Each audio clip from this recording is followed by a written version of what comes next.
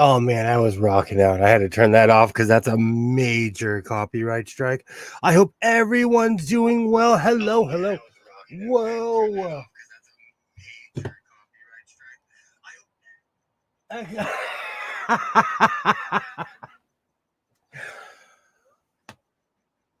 Why, hello. I don't even know what button I'm pushing. Hello. How's it going? It's Saturday night. I hope everyone is doing well. Hi, Pam, Commander Joy.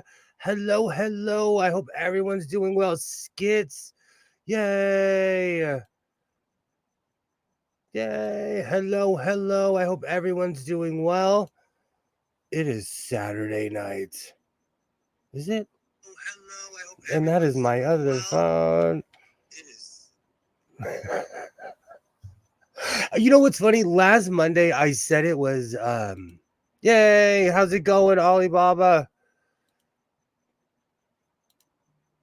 What did you get thrifting? Awesome. Okay. Now that I have all my robots going and the volumes, before I get to the good stuff, it's like a mullet, business up front and party in the back, life is like a mullet sometimes. And you would figure that earmark, I think it's time for new notes because these ones are trash. This program is for entertainment purposes only, and this content is not intended to malign any religion, race, company, individual, or wigs. All opinions expressed by my so-called life and program participants are solely their personal views and do not reflect the opinions of every human being on planet Earth. I hope everybody has a great evening, and I bought another sewing machine. I blame it on Black Friday. It's nothing too spectacular. I got back to the nitty gritty of old school godless sewing, but I'm jumping the shark on a 3-puppet motorcycle right now because I'm getting way ahead of myself. Awesome. Oh, first and foremost. So while thrifting is a funny thing. I'll be the first one to admit, like, a lot of it is somebody else's junk. But every once in a while, you completely score. And this is sewing related, but it's something that, need to see the machine. But first, before I show you the machine, I want to show you something else that I got. I purchased. Okay, it said $10.99, and I was like, oh, I don't know if I want to pay that much for it. So it's happened to me twice this week where I bought a few things. I get to the counter and everything was half off. So I basically paid $5 for a cordless iron. And it works.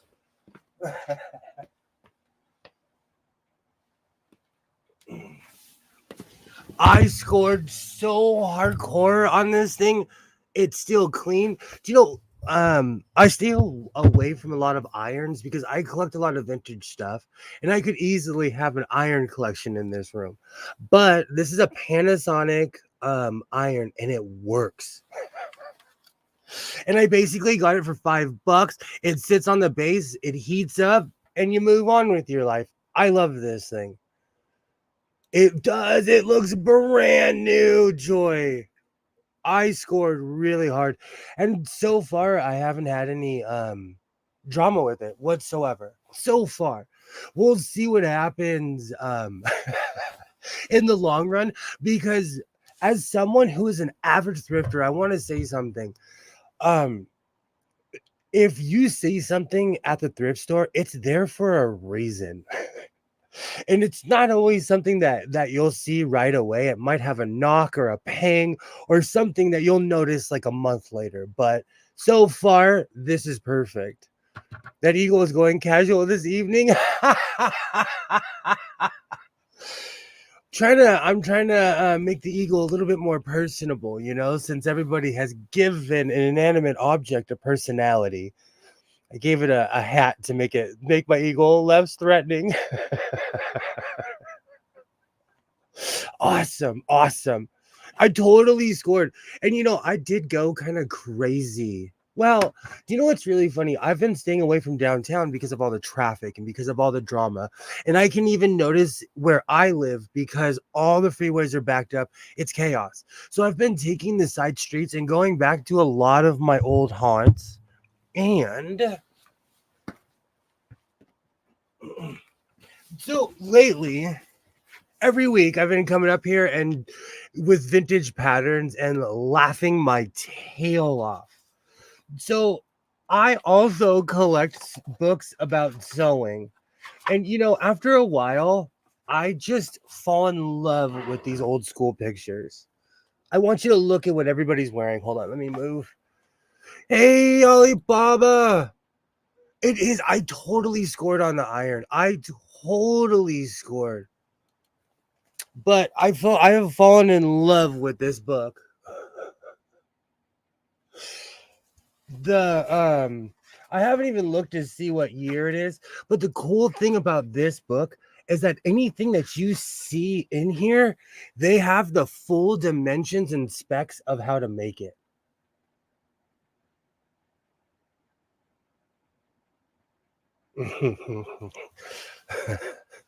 Leave the drama for the Dalai Lama. So I love this book. This picture had me on the floor when I saw this. This has got to be 70s or 60s. I don't know. But this book has the complete specs of how to make this, though.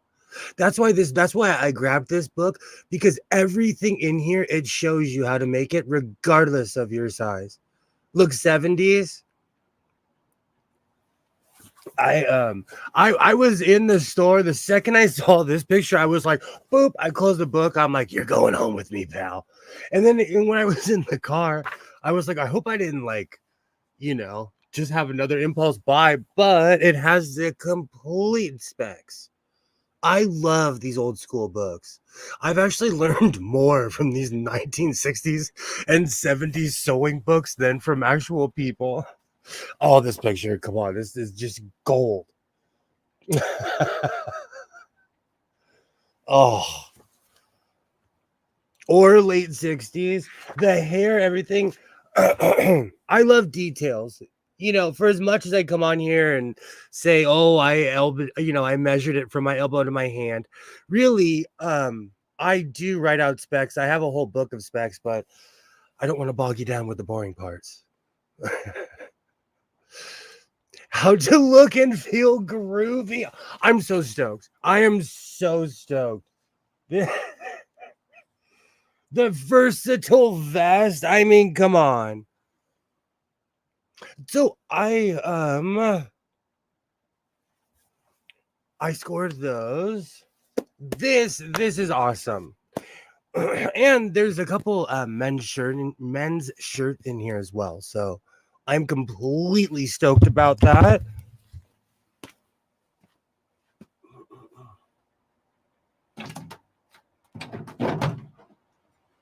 Oh.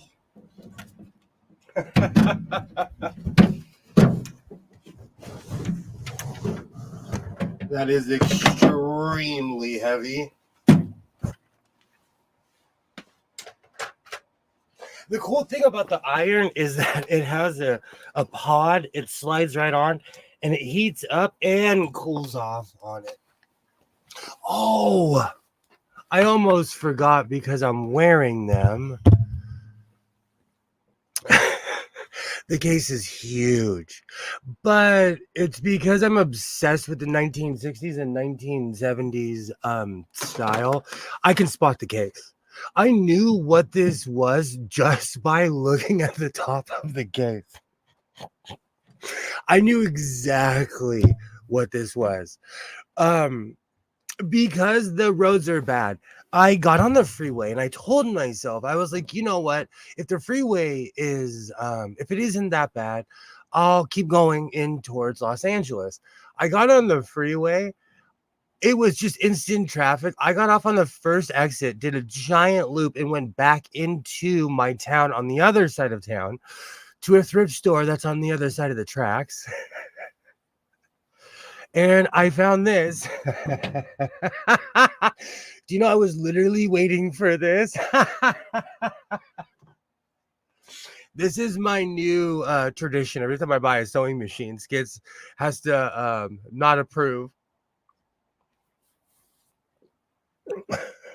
Skits is not amused.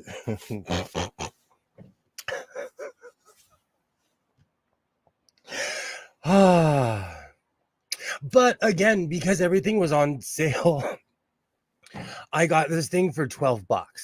So for $12, I was willing to gamble. Speaking of which, I'm thinking about taking a trip, but a trip for me would be like going east for one day. Yeah, so I got this thing for $12, but before I forget and take the case off, I also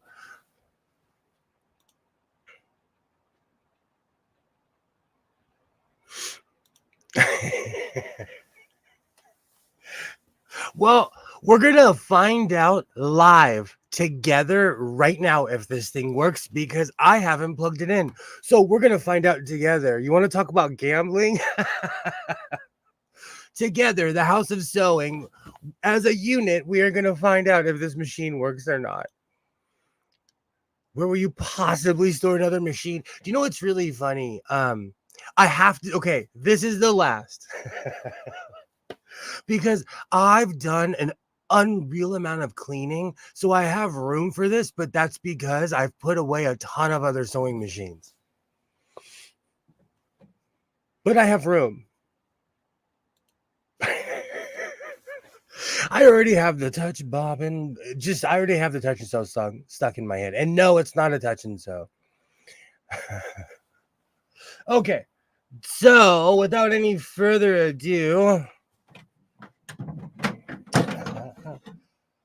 we are going to find out live on YouTube if this thing works or not. First, above my head, I have probably 40 or 50 Singer cases ranging from over 100 years ago until right around this era. But I have quite a collection of Singer cases. There it is. Yay! I was waiting for you, Kilroy. Yay! When I find a machine, I plug it in to make sure it works before I purchased it. I have this really like hardcore bravado thing of thinking I can fix any sewing machine. Hey, Kilroy! Well, it is a house of sewing, so it can go anywhere in the house. Exactly. I can put this in the bookshelf I just cleared out.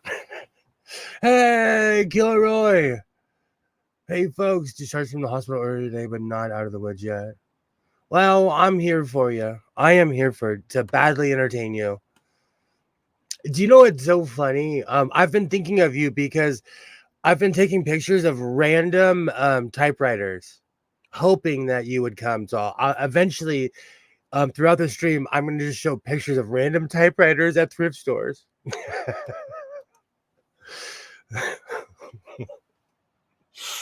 I have fire extinguishers in here. I may not look like it, but I'm a professional.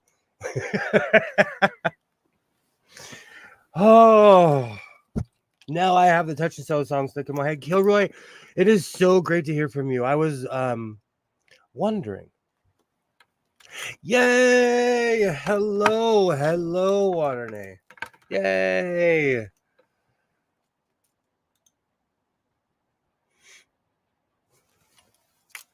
You were definitely on my mind, Kilroy, because I was walking around taking pictures of typewriters at thrift stores for the past couple of days.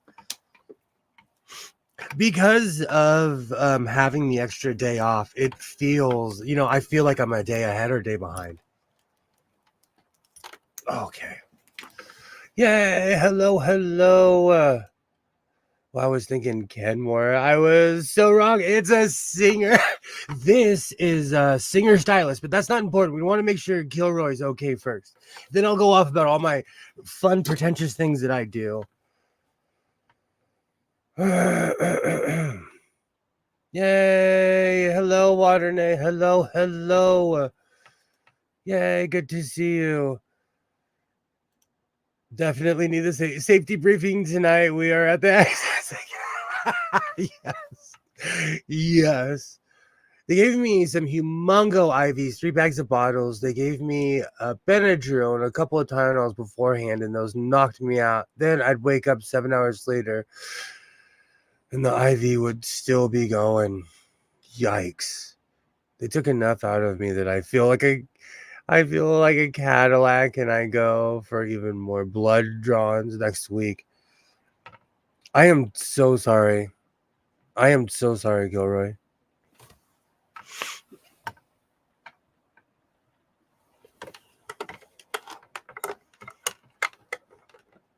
Like I said, I am here to tell you extremely terrible jokes. I hope you feel better. And if you need any help or anything, let us know and we'll see what we can do. Yay! Hello, Waternay. Hello.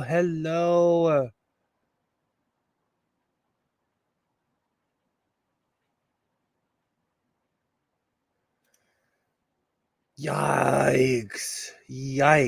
I am so sorry, Gilroy.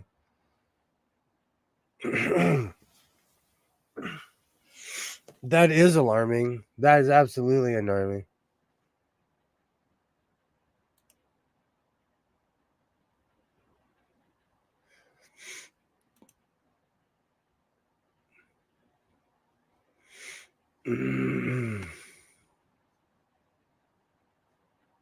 Okay. I'm sitting here like I'm reading the chat like I'm on my phone. Just quietly. Sorry. Okay. Back to planet Earth. Gilroy, I hope you rest well, and I will be here. Let me switch my angles really quick. So I've been on this really weird thing.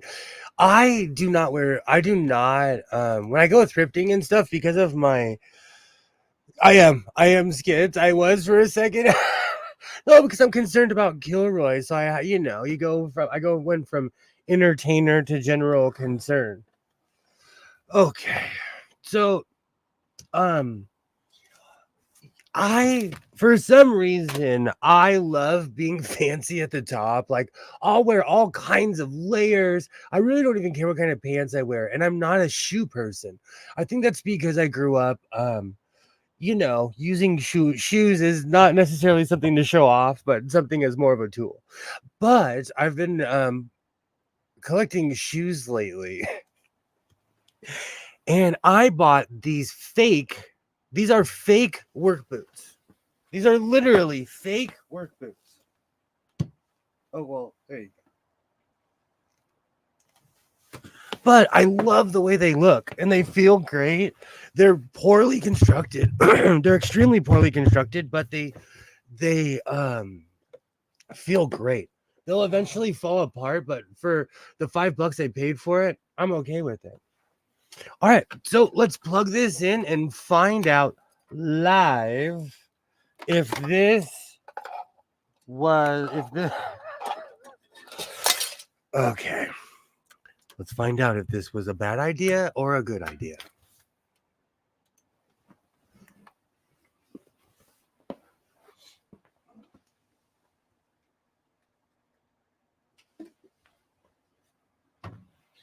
Oh.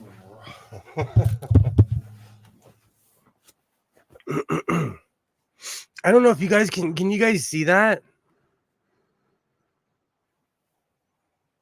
Fake Buster Brown's vintage style. I love them. I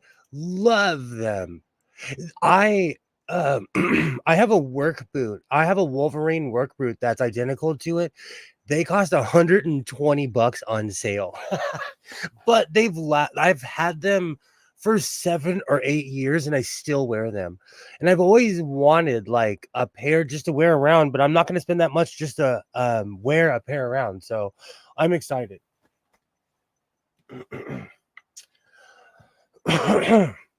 So this is a Singer stylus. I think Alibaba would know better what year this is. But here is the okay. So, like I always say, when you get a vintage sewing machine or a sewing machine in general, when you refurbish it, when you buy it from the thrift store, the most important thing is when you plug it in, does the light work? Does the light work? So instantly the light works. But when I bought this, it was popped out. I basically I can't say I rewired it. I pulled the wire back through and I screwed this in place. Now, Singer has specific screws for these lights, but I'm sitting in a room of 1960s and 70s sewing machines, so I had the screw. I'm not sure with that machine. It's a Singer, it's a Stylist 533. And the funny thing is, I have one that's a 533 that's a completely different model than this. Completely different look and everything. It kind of made me laugh when I saw it because I saw it on the other side where all the sewing machines are. It's the island of misfit sewing machines. All right. So after all the suspense, the medical name for the things I have is thrombo. I cannot pronounce that. And immune can never drink alcohol again because some people don't PC painkillers. Yikes! I am so sorry, Kilroy. I am so sorry. But if it makes you feel any well, I haven't had I do not drink alcohol at all in any way, shape, or form. And I don't judge anyone, but life was better. I'm so sorry. So it's basically when your body hates. I am so sorry, Kilroy. I am so sorry.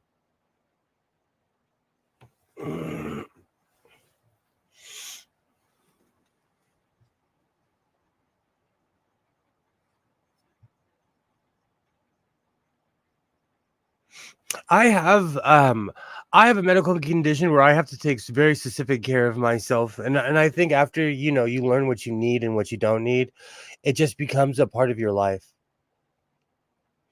And it's a new way of life, not necessarily something to be too scared of. And there's nothing wrong with not drinking.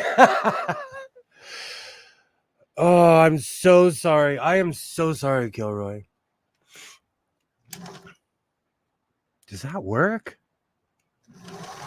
Does that work?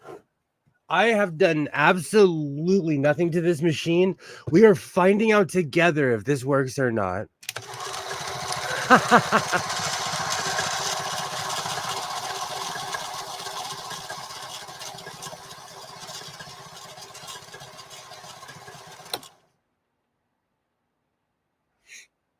The machine is flying. It has a bit of a knock, and I know why. I know exactly why it has a knock on it.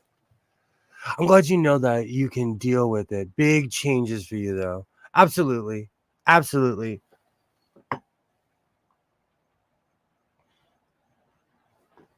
Oh.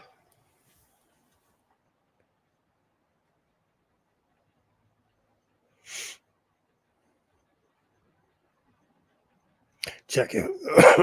Check if the bobbin is on there. You know what? There is no bobbin, so I'm gonna thread it and see what happens. It has a knock. I actually have a touch and sew that had a knock as well, and it was something literally was off of the rod. And so because it was off of the rod, it was making a hard knock. See if you can hear that that. But we're gonna find out if it's stitches or not. I should see next week if the current treatment puts into remission. Doctor said that that they're very manageable, but it can take time to learn how to dance with it and figure out the right meds. I am so sorry. You can join. I have a whole list of things that I can't eat. A whole like, I am literally the no tomato, no like. Oh, did anyone in the factory touch anything with peanuts kind of guy? So I completely understand. Oh, that bobbin is too big, I think.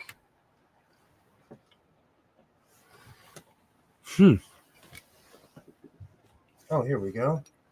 Here we go. Perfect.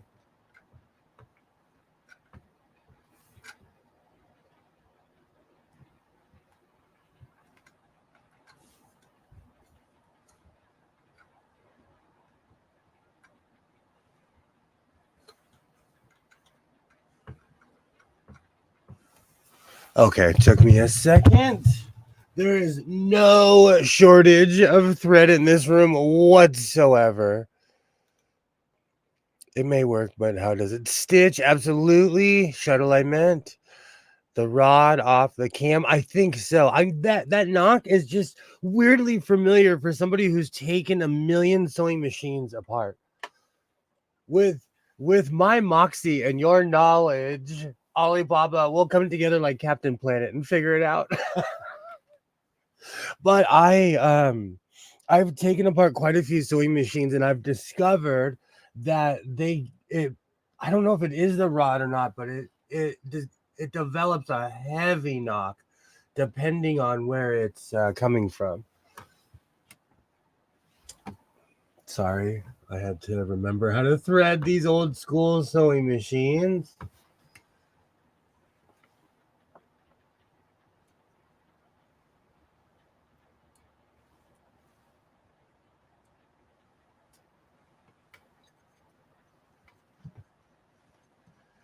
I have quite a few tutorials on how to thread sewing machines of this age, but I think I'm going to have to make a few more. And I'm probably going to make another Jenko video.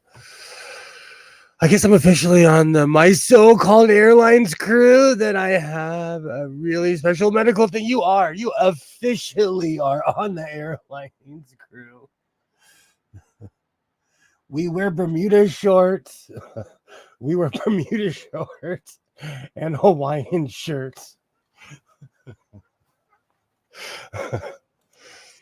I'm glad to hear it's manageable. Absolutely. Yeah, I was definitely thinking about you, Kilroy. You were definitely on my mind. I better get my coffee. I've been sitting here slowly sipping mine. What's our vector, Victor? Well, so far this machine is working so far. I'm just trying to remember how to thread the old school sewing machines.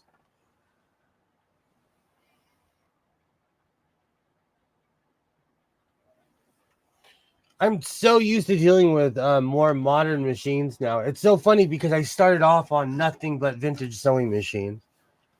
This is something I should be able to do in my sleep. Beautiful. Okay. Awesome. What else? I had a ton of stuff written down in my notes. The 1970s book was awesome. The iron was a complete score. I'm still in shock of that iron because all last night I was like, there has to be a catch. There has to be a catch. Damn it, I took a whole bath and I still smell like the damn hospital. Hospitals are funny places.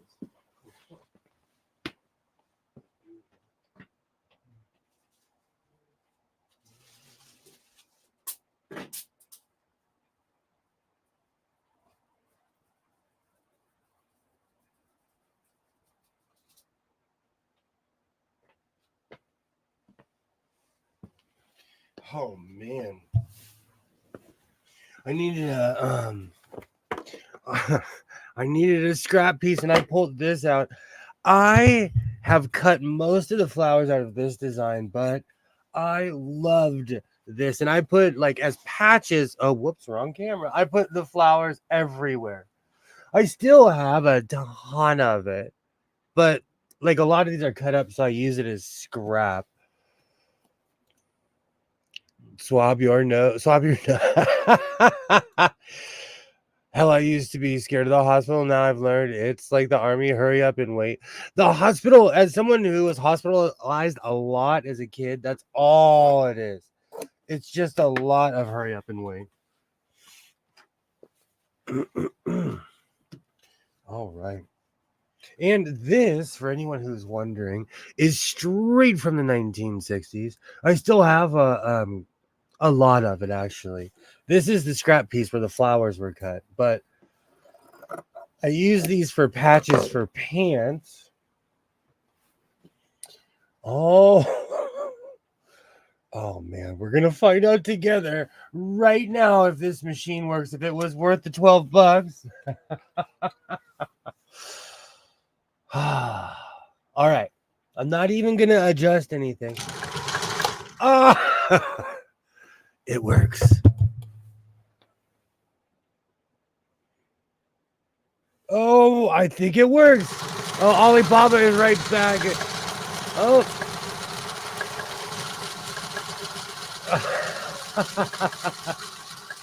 Oh, and that's a tight stitch. That's a tight stitch.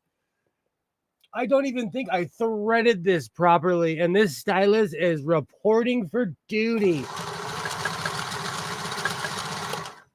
Oh, that's perfect. That is, I don't know why I'm yelling. That's perfect. That is absolutely perfect. Put it on the Ritz.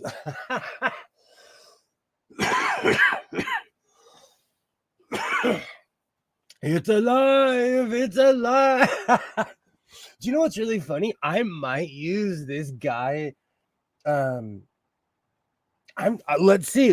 Before I start speaking out of the side of my face, let's put some more miles on it. But that's all right. Let's start futzing around with the controls a little bit. Oh,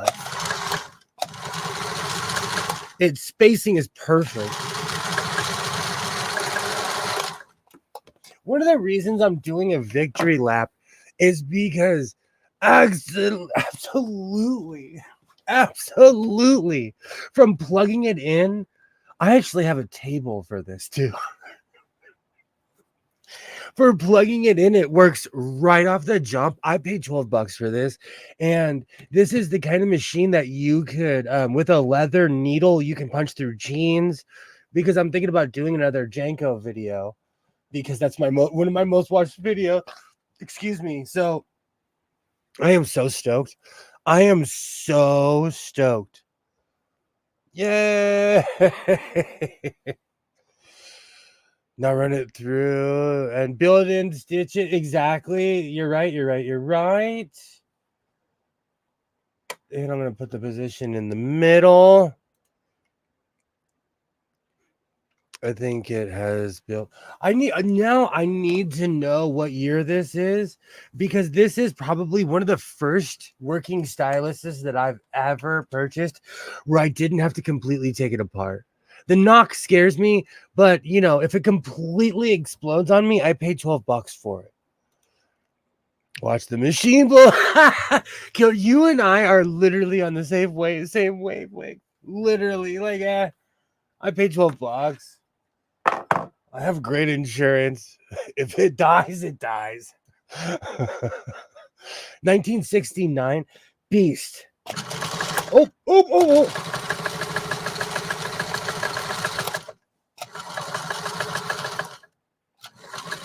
I have to. The stitches are perfect, but this thing is powerful. Did you see how it threw my test piece? Oh, that's funny. This thing is strangely powerful. Whoever had this before maintained it properly. It's working exactly how it's supposed to.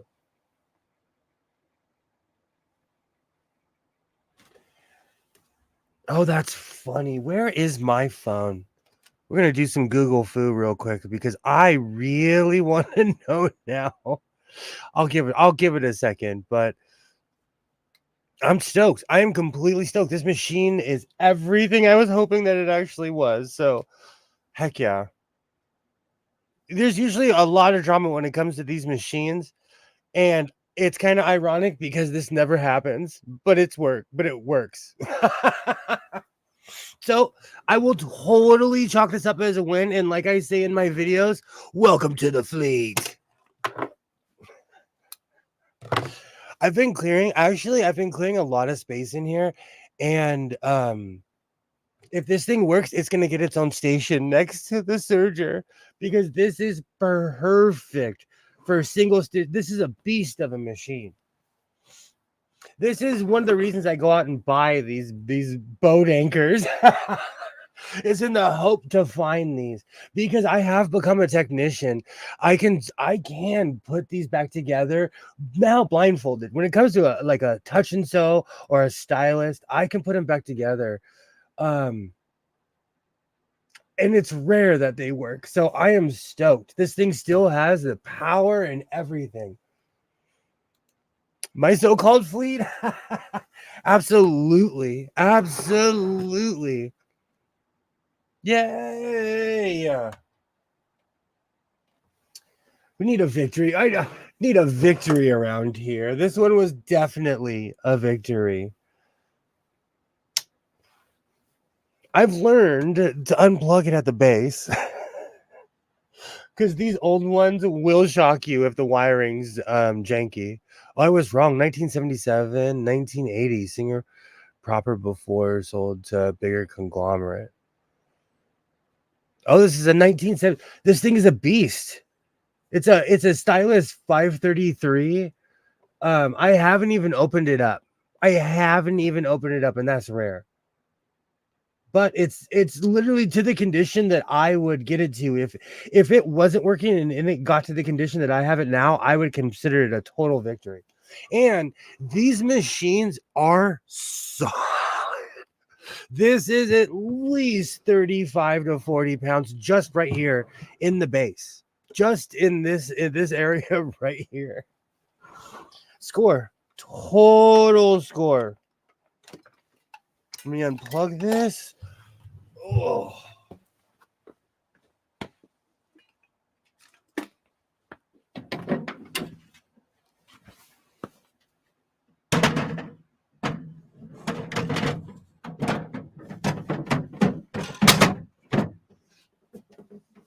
Oh. If not heavier. If not heavier.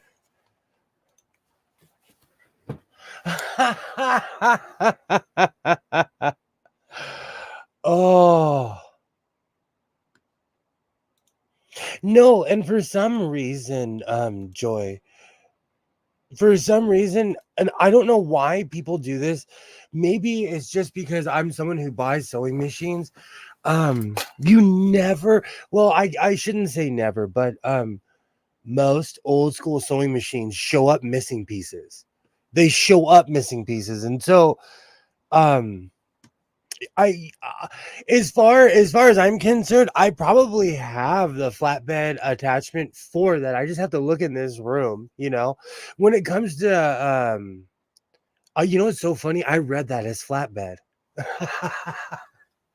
It's so weird to me how when you buy a sewing machine from a thrift store, from anywhere, I'm thinking about going to the swap meet tomorrow, and I guarantee you I'm gonna walk up on at least 6 or 7 sewing machines that are missing either everything or they're missing the flatbed attachment.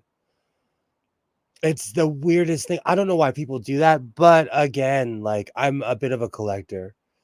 So it's a really common thing when it comes to sewing machines that people they just send just the unit and not everything that comes with it. Somewhere I'm picturing a farm with attachments up to the freaking rafters. Where do they go? Where do all the attachments go? It's the strangest thing to me. And it's not just old school sewing machines, it's new sewing machines. Do people pull the attachments off and huck them like, oh, don't need these anymore? It's just something I wonder about all the time. Better bring a wagon to put that. Absolutely, Joy. Absolutely. I've always wondered about that. They break a lot too. They fall and then you go and grab it and end up stepping on it, breaking the bed. That is true. You know what's really funny? Like when I would because my Husqvarna was the one that I would always take off.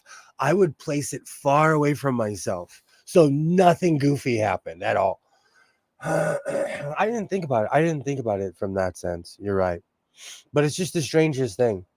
That's why I was shocked when I purchased the Singer Heavy Duty. It came completely intact with the original attachments, still vacuum sealed bag as well. It's the weirdest thing. Some of those parts end up in a basket that has the attachments and threads sold separately in auctions and sales. I would go crazy because I have every machine that's missing a piece. I'm not kidding you. I have purchased just like an odd flatbed piece, walked in this room and put it on a sewing machine. It's the strangest thing to me. The offspring don't know what things are. Then people at the shop don't know what things are. You're right. That happens a lot at one of the thrift stores I go to. The one I talk about that's in the foothills. Whenever I go there, you'll find a sewing machine, but then you have to hunt for the power cord. You have to hunt for the power cord. Still to this day, that trips me out as well. But you know, I'm still batting 1,000 because, but funny that I would say that because when I bought my heavy duty, it did not have a power cord. So, but I knew that I had a Singer power cord. All right. Well, Waternay, you should come in and join the discussion. I'm trying to think before I take these boots off. These are awesome. And when I say they're imitation, they're just not of the 100% quality like the other ones. But I like the way they look, and they're great to wear around the house. I'm the kind of person like the boots that I have. You can wear them outside. You can wear them in the rain. I don't know if I could wear these in the rain. Or you get an offspring that thinks they know. Oh, hold on. Oh, I gotta take this. Oh.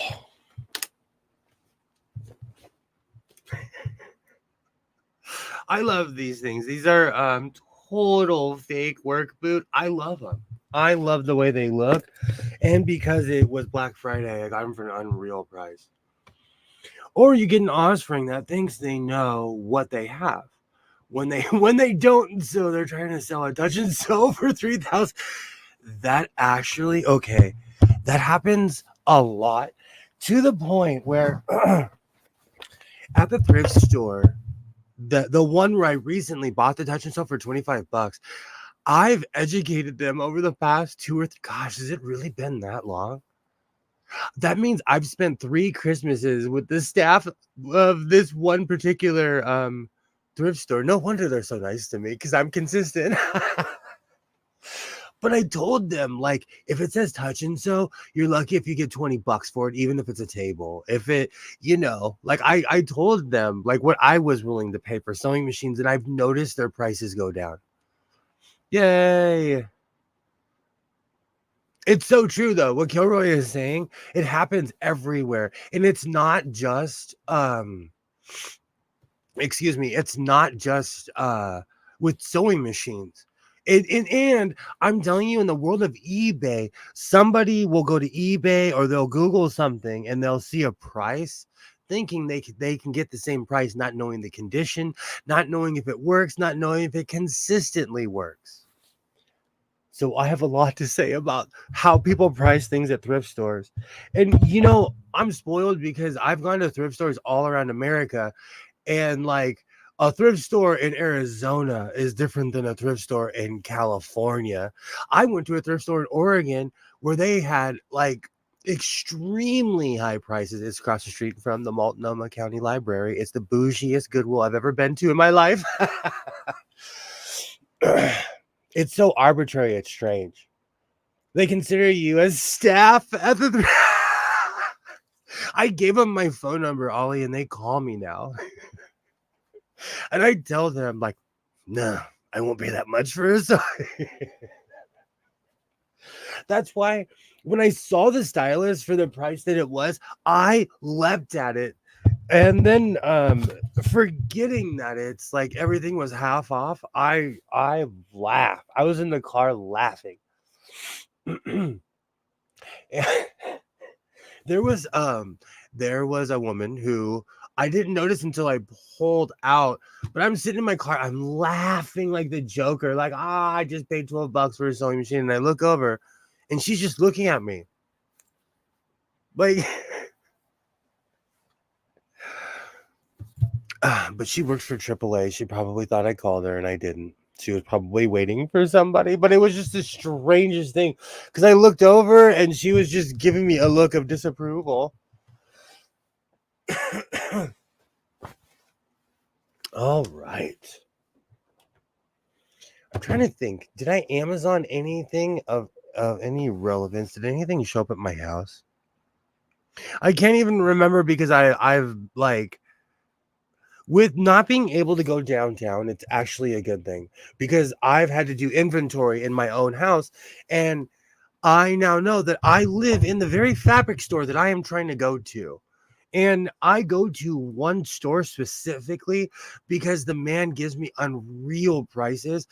I have purchased hundreds of yards just from one store. I think I have enough fabric to last me until the freeway is fixed. And I have to remind myself that. So I really have been going through and getting rid of a lot of things and making space for more sewing machines. that is comment of the evening so far. They do consider me staff. She doesn't see many happy shoppers. Do you know what? Honestly, though, people in general are drabby. I'm regardless of what's going on in my life, I'll never let someone know. I just smile and move on with my life. And people in general are drabby. As somebody who's generally tries to go out and be happy. Oh, speaking of laughing at childish things, while I was going through the book, it is so funny how nomenclatures and things change over time. And last night, I was actually watching a live stream of my favorite people who said that they were not going to stream anymore, but they're still streaming. And they had a discussion on words and how you have enough fabric to buy a bunch of fiberglass resin and rebuild it yourself. I do, and my heater's turning on and nobody's in the house, but it'll be nice and toasty when I go in there. So, in the crafts section, they have the gay beaded belt. So this book is definitely from the 1960s. Let's see if I can look. Let's see if I can look in here. But I'm going to make the gay beaded belt. Let's see. This is from the latest patent on here is 1975, and the earliest is 1966. So I think it's a collection from 1966 to 1967 to 1977. I think that's what it says. Oh, it's in 1975. Oh, that's awesome. So this is a collection taken over basically a 9-year period. Gay bearded belt is your scene. That is official. That is official. See, Gilroy, this is why we need you. This is why we need you. Beads are so groovy, man. Far out. I love these 19s. I could not put this thing back. And it has color charts for colorblind people such as myself. I love this. I could not put this thing down last night. I laughed so hard. She, look at that. She looks like she has a pound of Maui Wowie in her purse. Look how happy she is. That is groovy, man. And you know what the funny thing is? Style is so reciprocal that people still dress like that. Still dress like this. That's the whole reason that I buy these old school books, is that it reminds me of how reciprocal style really is. And I'm telling you, it shows you how to make it. This book is awesome. And she still looks like she has a pound of Maui Wowie in her purse in that picture.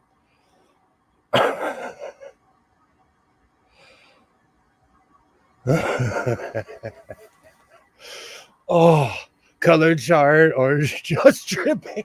Oh, this book is awesome. I have to take my glasses off so I can see it. This book is awesome. I love how this.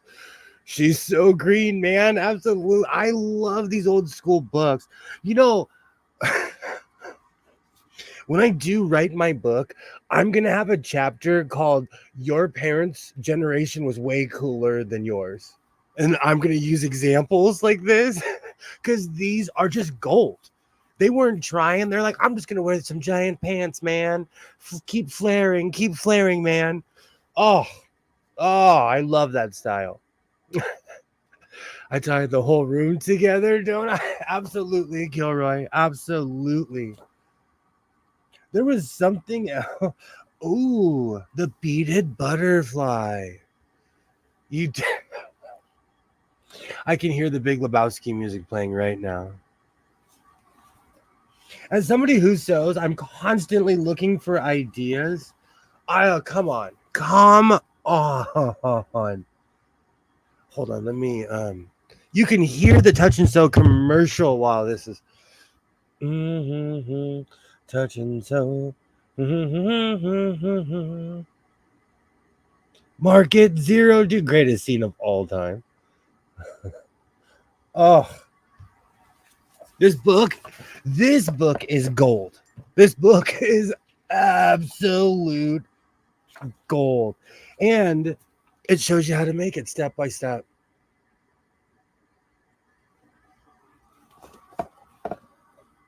So I'm gonna make that with with pants. Oh, come on. And the funny thing is that style has come all the way back around where people kind of dress like that again anyways. Gold. This is not Vietnam. This is sewing. There are, see? You see? We need your quotes here in the House of Sewing, Gilroy. Oh, I love that movie. I actually have it in one of my portable DVD players that's right there. And I put it on and just, I don't even put the sound on because while watching it, I can tell you exactly what's going on in every single scene. Sort of looks like I dream of Jeannie. Do you know, I think that's what it is that like back in the day, people had futurism. Now, like I have idealism for the past. Because I wasn't there, I can totally act like it wasn't just as horrible as it is now. Idealism is funny that way.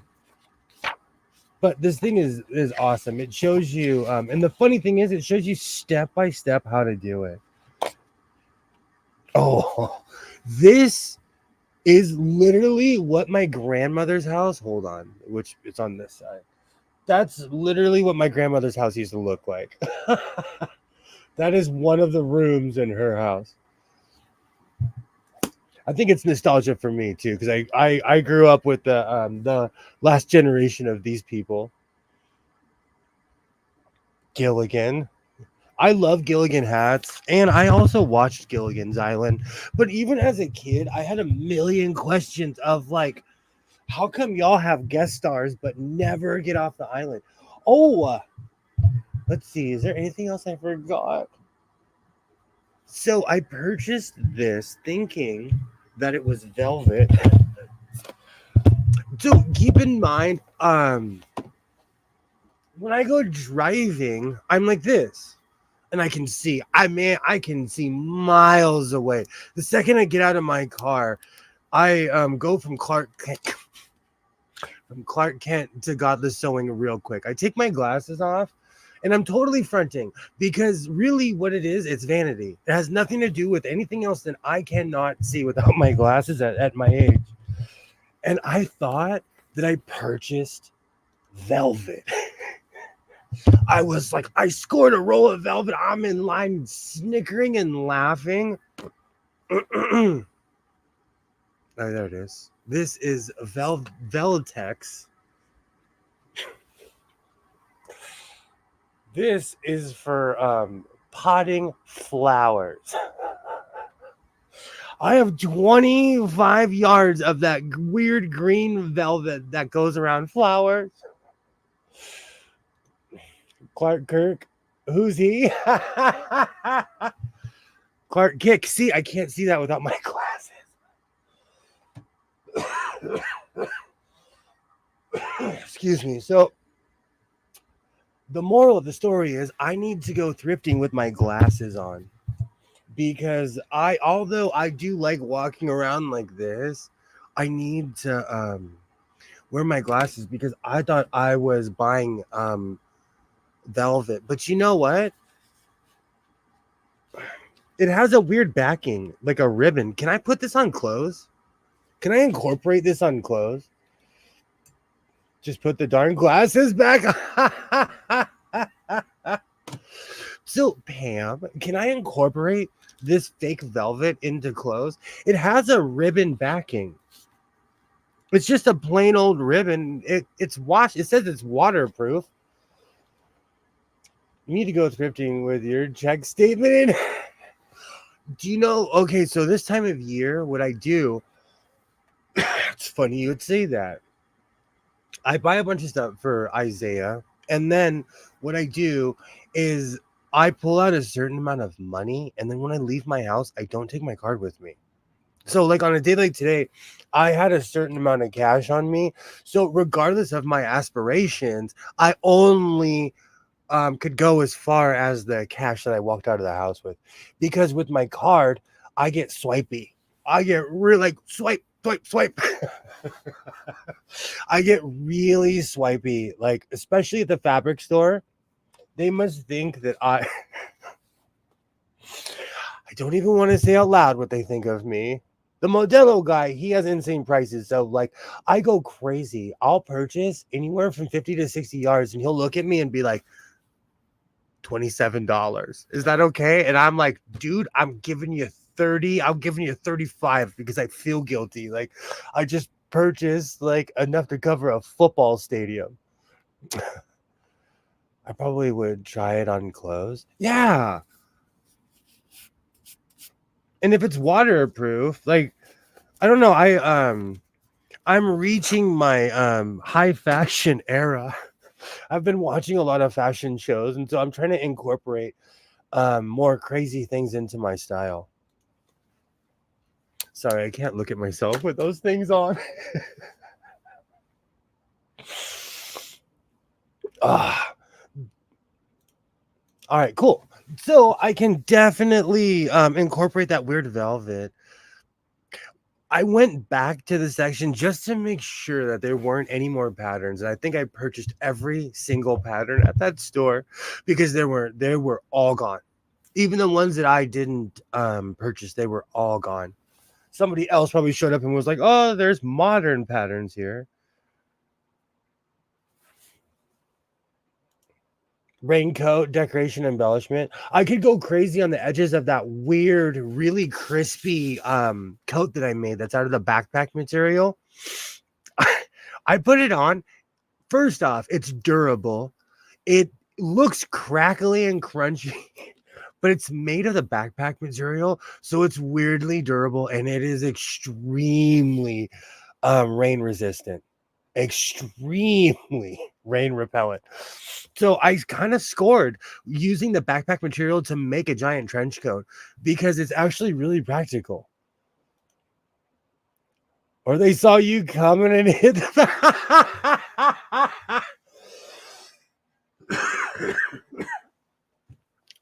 There was a new girl there, so she followed me around. But in the end, she was really nice to me. So I don't know if she was casing me or if she thought I was casing the place. You know, it's funny. I'm so oblivious that I don't even know. Like maybe an Abe Lincoln hat, just like 25 feet. I did make that ridiculous one. It's in here. It's with all the koofies I've made, with all the crazy stuff I've made. Oh, no worries, Pam. They probably do hide stuff when they see me. I am definitely. I'll tell you though. I'm known as the sewing guy. Um, because there's two people that I don't know if they own the place, but they said something in a language that I do not speak to each other. And the guy looked at me and he's like, "Oh, we don't have any sewing machines, but we have a ton of sewing stuff." So I'm known as the sewing guy.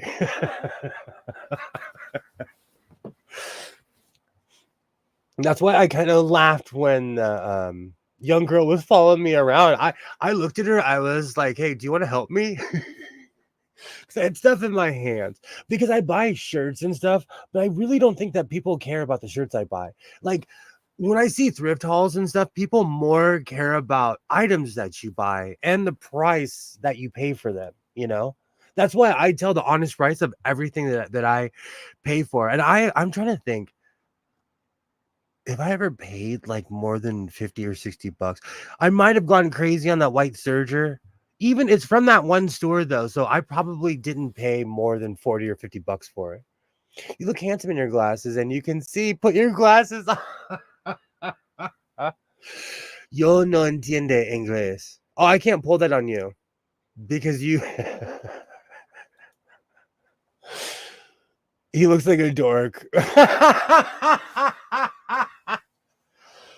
Oh, I miss the old school days when kids were bullies. I'm kidding. I'm kidding. Okay. So eventually this evening I am gonna finish my collar. Um, which one you ask? I was hoping to work on all of them, you know, but it's Saturday night. I went crazy. I told myself, like, all right, I'm not gonna buy another sewing machine. And I bought another sewing machine. But it works. It needs little to no maintenance, and I'm gonna use it all the time. But let me go find the yellow material and I'll start cutting. And you know, I do have the great debate of to wear my glasses or not to wear my glasses. Sometimes I can't tell if the lighting's out in here or if I just like because I keep on adding lights and it gets brighter, but then it doesn't look brighter when it doesn't translate to the screen necessarily. All right, I'm gonna go grab some yellow, try to get the proper yellow because they are two different colors. So let's find out.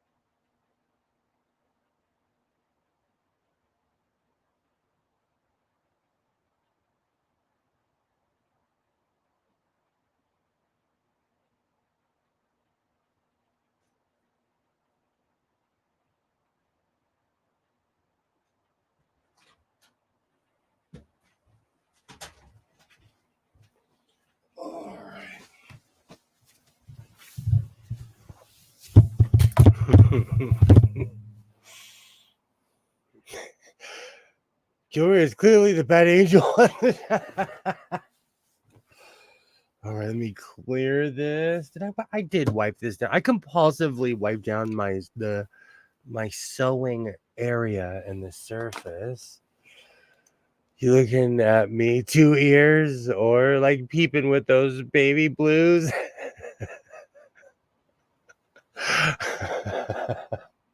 Do you know, I still to this day do not know why people anthropomorphize that thing. That thing and I hang out in this room all the time and it hasn't done anything crazy or. Oh, right. I have to remember which yellow. Is this the yellow that's on top? Because if these are the same, I just do not want the collar to be different than the than the jacket. Yes, he needs glasses. Misread eyes says ears. I did, didn't I? All right, you know what? Let's compromise. If I have to wear my glasses, then I'm gonna wear my even dorkier sunglasses.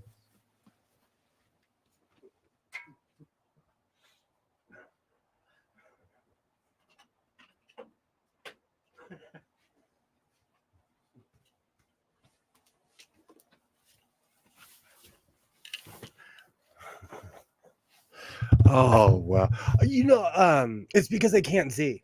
It's because I can't see. Speaking of fashion, Joy, I have these super cool glasses.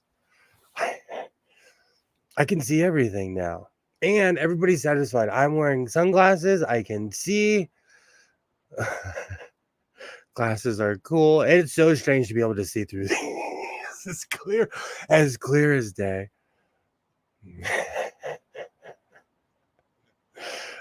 Fashion. Do you know no one likes these, but I take these with me when I go on long trips or like I love these sunglasses.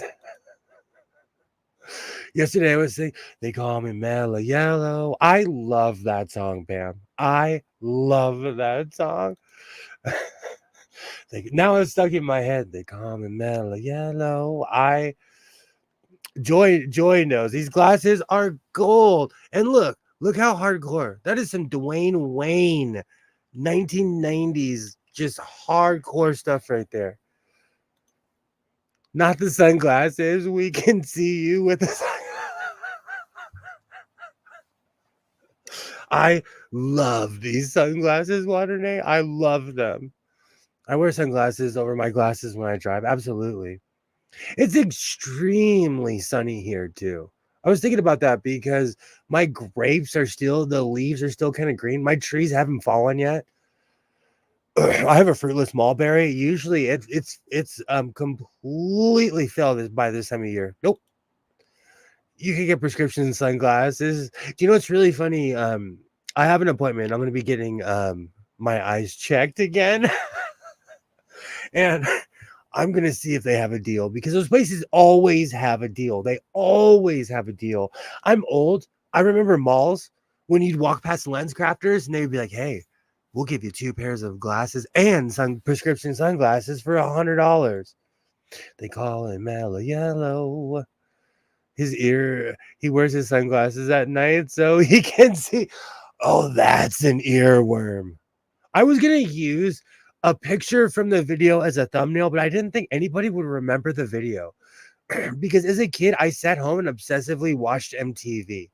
And so I remember all the old school videos, but I don't think people remember them like I do. Now I wear my sunglasses. These do make me extremely bumblebee-ish. They do. I just don't like my glasses. Not a fan. Would not recommend. Yikes, your trees fall there. Mine just lose leaves if they aren't. Well, I'm talking about the leaves. I'm talking like when I say they fell, I'm talking about the leaves. I like the sunglasses, just not when I'm trying to talk. It's because you can't see where I'm looking. Corey Hart was big in the US. Heck yeah! Are you see? I wear my so I still rock out to that. That reminds me of the early MTV era. Thank you, Joy. Thank you.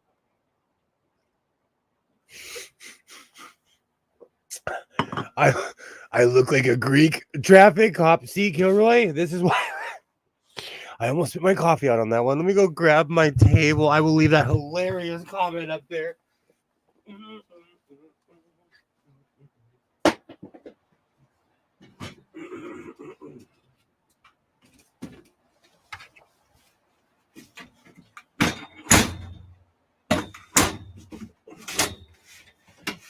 All right.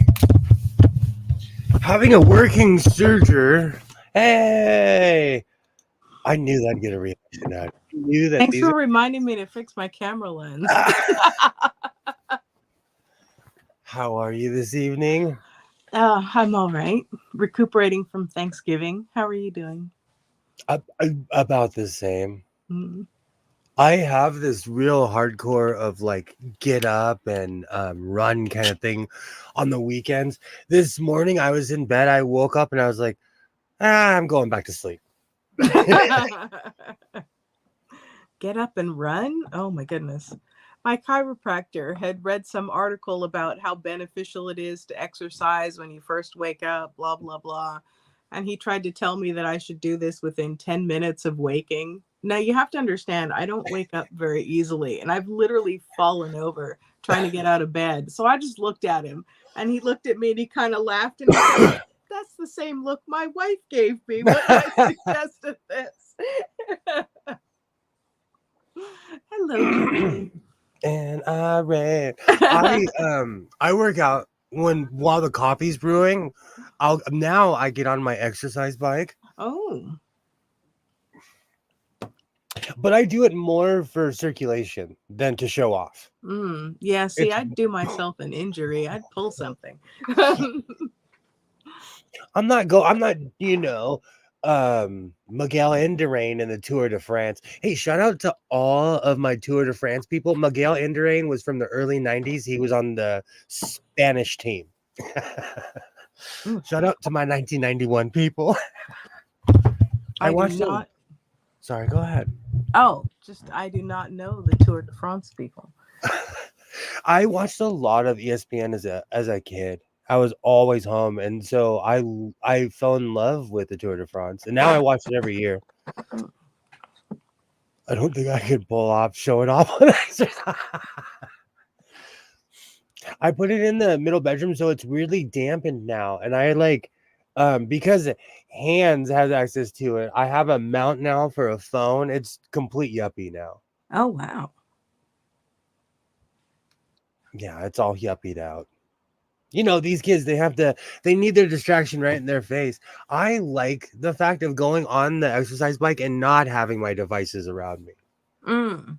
But I'm old school. Oh, wow, Alibaba. My Alibaba's uncle, uncle won the 1952 Tour de France for Italy. that's That's awesome. amazing. That's a big deal. So, Alibaba, do you speak Italian as well as French? So, was Corey Hart big in the Alibaba was wondering if Corey Hart was big in the US. That I wore my sunglasses at night. I mean, wasn't he? That song was pretty popular and everyone knew Huge. about him. He was all in the, teen mags and so forth. Let me Whew. grab my scraps. I need to make my collar. I've been Cha-ching. Oh, sorry. Go ahead. Oh, I 10 was ounce. just thinking of 10 ounces of gold at today's prices. Or even silver. Do you know Mm. silver is oof. Silver costs what gold used to. It's ridiculous.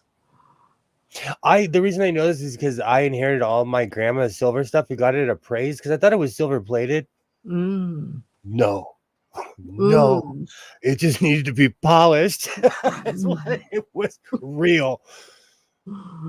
It's so sad. I have so many of them. I have a sewing machine sitting on a actual real silver platter. I do. It's behind. I think it's like behind the cloaked mannequin with the Kings jersey on. I literally, because I had so many of them, I'm like, this is the exact same size as a sewing machine, and it is. So, like a small to mid turkey is the exact same size as a sewing I was gonna say you didn't need the platter for Thanksgiving. machine. I have like giant white porcelain. I from my mom, I inherited this really dramatic, huge white porcelain turkey thing with the imprint of a turkey inside of it. Oh, It's dramatic and it's huge.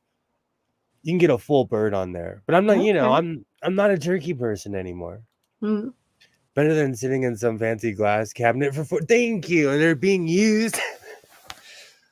I was just shocked when I got him appraised. The guy was like, "Hey, that's all real." Because I come in looking like Willie Nelson's illegitimate child. He doesn't know me from Adam, and like I walk in and I'm like, appraise my $1 million worth of silver, please. It's not worth $1 million. Don't come near my house, or I'll hit you with a silver plate. So if I tell you that you're roboting, are you gonna jump out? Yes, I'll be right back.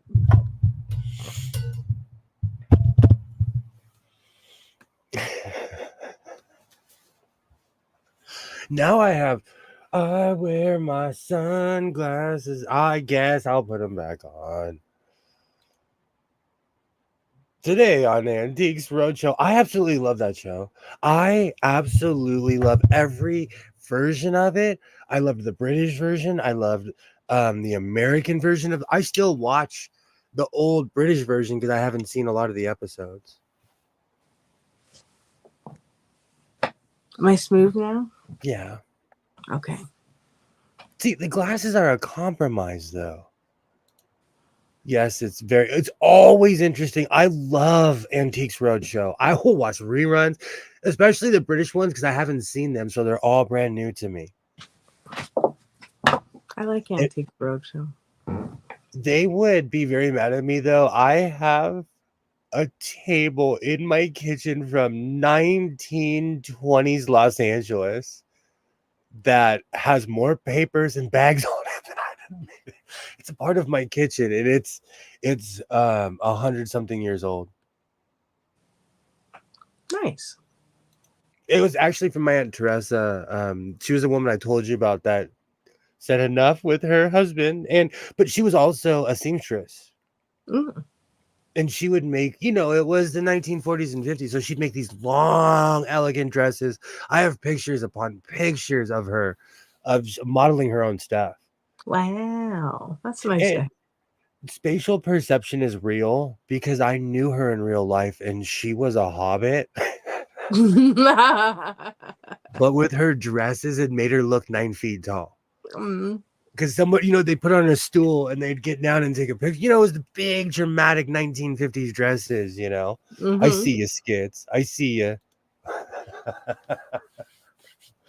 Rah rah, getting that song stuck in my head. Uh,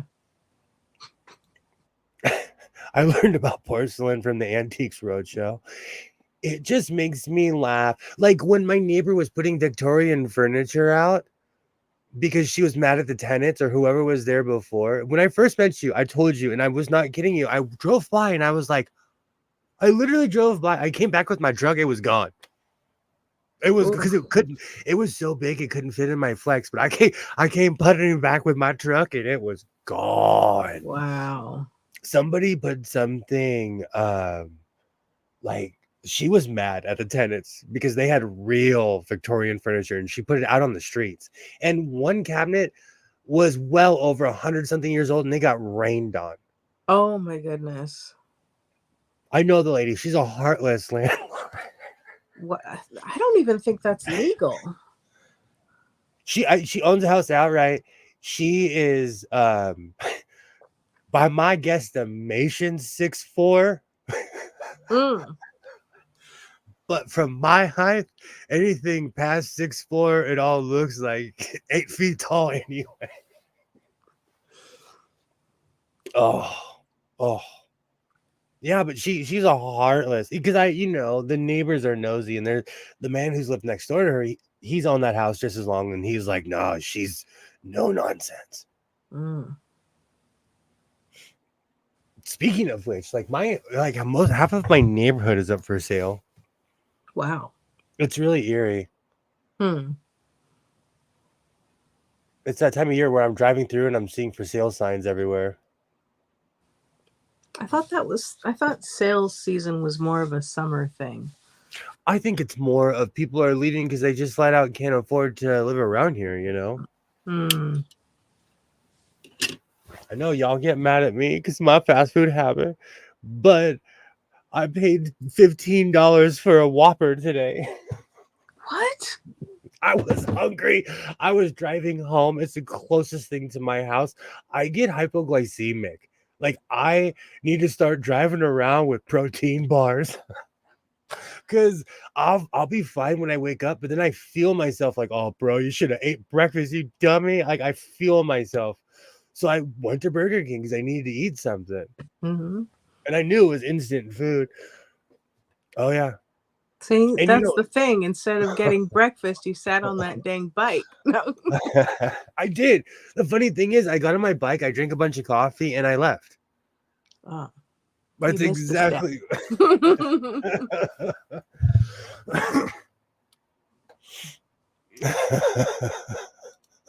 It's always scale season at the house. I don't Oh, skip leg day. did you try any of the make ahead breakfasts from that video I sent you? Well, no, clear you didn't because you were hungry. No, but I went to the store and I am fully stocked up. And honestly, with everything that's been going on lately, like with the roads and everything, there is an absorbent amount of people out on the road. And this evening, my nephew plays for Cal. And so like half of my town is going over there to see him because they're playing UCLA this evening. Oh. And everybody's on Facebook, like the traffic's awful. And I'm like, where do you guys think you live? Like, of course. And you're going towards an event. You're not, like, that's just funny. Make a head breakfast sounds like a salmon. Do you know what? So at my job, I make breakfast burritos and I eat them on the car on my way to work. You make them and then you put them in the freezer, so you just have to reheat them. They're safe in the freezer. With egg though? See, I don't mess around. I make and eat it. And I'm not. See, the problem is, are you a breakfast person? In what sense? Do you eat breakfast? Yes. Gosh, you are so healthy. I am like no, it's to keep me civil. I get hangry. I call it hypoglycemia, but I get hangry. I'm the kind of person where I'm obsessed with breakfast, but I can't believe I'm wearing my glasses, but I truly can't see this evening. I eat breakfast, but it's at like 6 o'clock at night or at noon. Like I'm obsessed with breakfast, but I'll eat it at like all times a day. Yeah, I don't necessarily have like breakfast food for breakfast, or I mean, sometimes I'll start with a protein shake or whatever, but I have to have something. And I tend not to do anything sweet for breakfast because otherwise I'm like craving sugar all day. See, I'll pound a box of donuts because I'm crazy and I grew up around construction workers and, and like my kids wanted chicken nuggets this morning. Totally cool with me. It's protein. Totally. I would eat that. Like but I'm a grown man who buys dino nuggets and my son looks at me and he's like, really? I'm like, you used to eat these and I'm still hooked on them. Leave me alone. I'll eat dino nuggets for breakfast. Now, I think I'm going to make them after this stream. We have now entered the food portion of the stream. Thank you for flying, Kyla Sewing Airlines. Protein shakes taste too close to powdered milk for me. Do you know Isaiah started buying these weird Gatorade chocolate protein bars? They're bomb. I fell in love with those things, but they made like I've noticed a significant weight gain, and it's from those stinking Mm. Well, I because mean, they're soaked in nutrients, you know. also depends on the if they're sweetened with maltitol, that will jack your blood sugar higher than regular sugar does. So I would use some caution. Knowing that it's Gatorade and it's mass produced, it probably is. They licensed Mm. out their name. They probably just licensed out their name to a company. Dino Nuggets. See, Skits knows. Skits knows. And I'm a sauce guy. So at my house, I have barbecue sauce, honey mustard, like all like I have Grey Poupon, all the kind of bougie stuff you could think of. Those things are 1 gram protein, 840 grams of sugar. That's why I was crying about shrinkflation, but I bought those weird muffins again. And they're tiny. And I made the mistake of looking at the nutrition. Mm. They there's so it's sugar. They put Mhm. there's sugar in everything. Yeah. But I never looked because I'm not a nutrition. You know, I maintain my dad bod physique. When I'm not doing keto, sometimes with my protein shake, I'll throw in like frozen fruit and a bunch of fresh greens and stuff, and I'll zizz that up. That's pretty tasty and not powdered milk tasting. I'm hooked on the American diet of chili fries, pizza, cheeseburgers, and keeping in mind I do like cook most of the time. When my kiddo was small, I would always end up eating more dino nuggets than him. It's true story. There's somebody that she was my babysitter when I was a kid, and um, when my son was younger, she looked at me and she grabbed me. She's like, "Whatever you do not finish your child's plate." She was like, "Look at me." Because she would always eat after her child. She would always, and I had that habit as well. And you gain a lot of weight because you're basically eating 2 meals because kids eat Mm. like birds. Kids Mhm. eat, I don't care if your kid eats a lot, their kids are just finicky, you know. Yeah. I look at certain pictures, I was heavy during certain periods Oh because no. I was finishing all his food. I'm from the school of, oh, you didn't finish that? Oh, is that the opposite color? I can't even tell anymore. I think it is, but we're just gonna rock it. Hold it up, right up. Hold it. Put it. Oh my I word. can. Drape I'm it wearing on my the thing. glasses. I'm wearing my glasses, so I can tell that this is the one that I used for the lining. But because of, oh, you guys can't see. Like, see, it literally looks the same. It looks like I'm like camouflaging it. It Maybe I'm looks the color. Maybe I need the color chart in that 1960s book. from here. It looks darker. It is.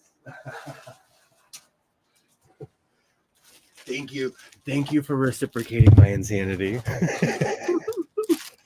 Hopefully, I have enough in the scraps. I don't. I've been doing a lot of cleaning, and I don't know if I got rid of the bottom piece, but there's no way I would have, like, chucked fabric ever in the. I keep even tiny scraps, thinking I'm gonna make art one day. I know you've seen people that sew like these beach scenery. I'm like, I can do that. Haven't got around to it. I was cleaning up in preparation for Thanksgiving, and my mom was looking at the little scraps of fabric, and she's like, "What are these for?" And I'm like, "Oh, stuffing, you know." You never know. You never know. Hold it up right into the coat and compare. I'm hoping in these scraps I have enough. One of the reasons I combine them is because anything I would put underneath either one would show. So I was like, all right, you guys don't want to play? Okay, good. There's a ton in here. And they're also like The more yellow is a little bit more cloth like than the other one. This is stretch. This has no give whatsoever. So the top layer has no give whatsoever, and the bottom is stretchy. Okay.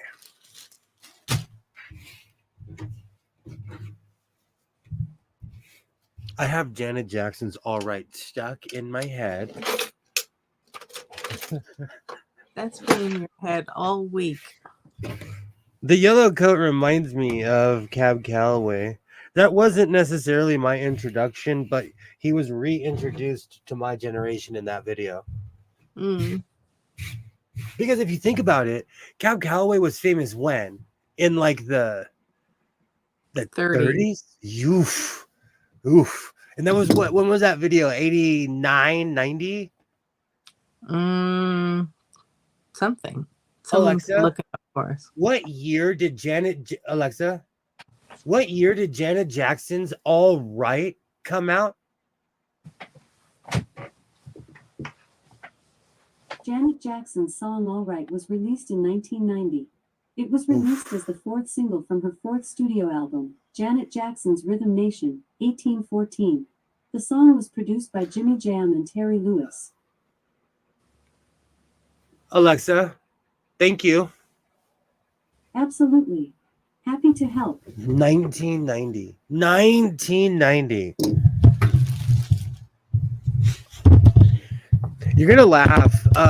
Last night I was watching a stream from Rushan, who said he was gonna retire and he didn't. And I made a reference. They were talking about language and all different kinds of things, and I made a reference about how I used to say Audi 5000. Could you imagine if I walked around saying that to people now? They would be like, "That man needs those guys with the white coats. What is wrong with that man?" Why is he talking about cars all the time? Yeah, exactly. I got introduced to Cab Calloway through the Blues Brothers. Imagine how many Dino Nuggets we could make out of you. Skits is not a fan.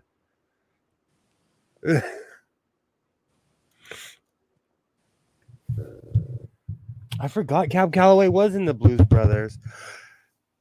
So because I Audi 5000, isn't that one of your sewing? I can name one, but it made me laugh because everyone my age was like, "You're old, bro," and I'm like, "No, I'm not." And they were like, "People don't even talk like that anymore," and it kind of made me laugh. But I was trying to prove a point of like how things change meaning over time, you know. True. If I was to say that to someone now who wasn't my age, they would be like, "What are you saying?" If I was to say that to someone my age now, they'd give me a hug and tell me to move on with my life.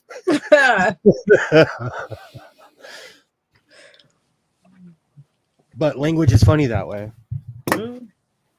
Nothing ages you faster than dated slang or pop culture reference. Do you remember when people would say like city?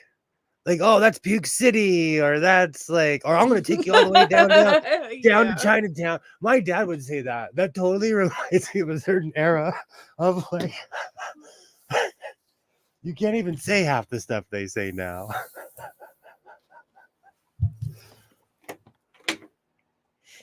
Or my grandparents, no matter what, they were so elegant in the way that they would speak that when they were angry, they would stop and think about what they were saying. Mm-hmm. How many people do that now? I do. They were from a generation. You were talking about that, how like when you hear people talk who were born like 100 years ago, it was so different from now. Yeah.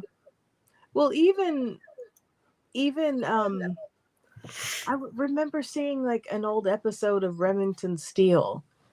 Okay, yeah, I've just talked about a dated pop culture reference. But anyway, continuing on, I saw an old episode of Remington Steele, and I just remembered like, what's her name's accent. I'm like, wow. She had the full on, like, not quite the transatlantic, but that kind of that after sort of old fashioned way that people used to speak, like it's just the rhythm of their speech. Oh yeah. Like, grody to the max. Gag me. With this, gag me with a spoon. Grody brings me back. Grody brings me all the way back. I did too, Skits. Skits used to watch Remington Steele with Grandma. I used to watch it with my grandmother too. My Let's Make a Deal and The Price is Right remind me of my grandparents. Mm. They were morning people. Like, Let's Make a Deal. More The Price is Right because they were obsessed. Just hearing the music reminds me of my grandmother's living room.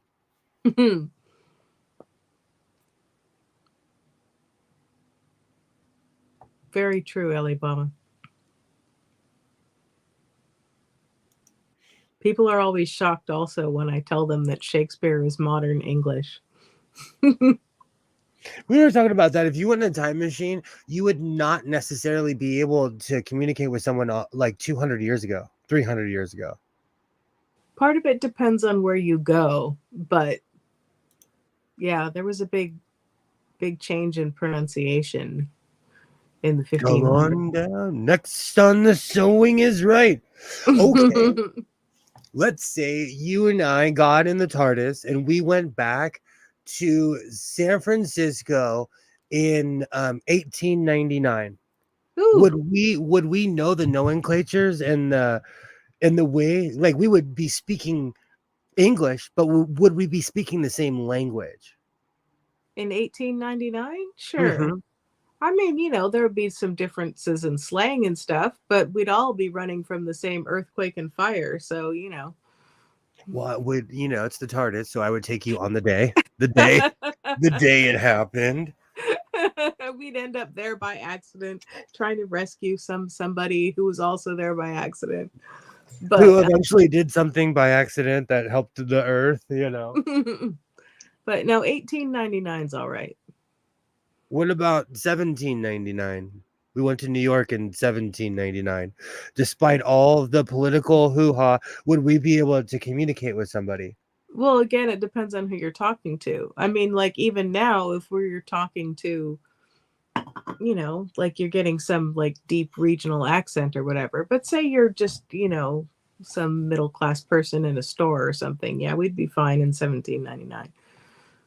Because I walked up to somebody thinking that they were an American one time, and they were Dutch. Because they were the same color as me. They were wearing the same shoes. You know, when you're traveling, you can like spot what you think is an American because we have very distinct clothes. But as time went on, people started wearing our stuff. And I walked up to a man, and I met somebody from a different country. Party like it's 1799. No, I think about that all the time. Communication is funny that way. I would come across a layout in 1799 New York. Do you know what's so funny? I can see that because I'm wearing my glasses.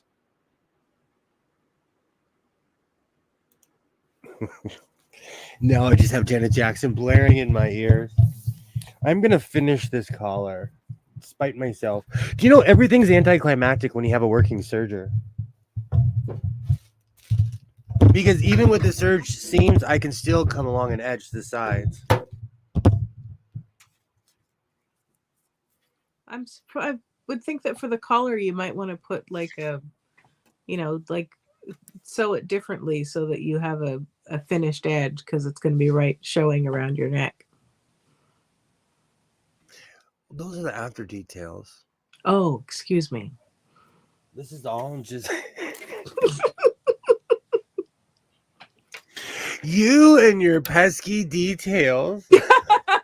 I'm like that guy. I'm like that guy that gets caught in Scooby-Doo every week. It's like, if it wasn't for these pesky kids, every week these pesky kids were catching somebody.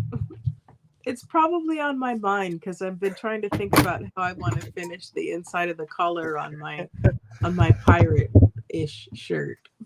I actually watched a video recently with Pam, who she was making. She made a collar, and it was split in the back, and it came together to make a collar. Oh yeah, I'll have to watch that for inspo.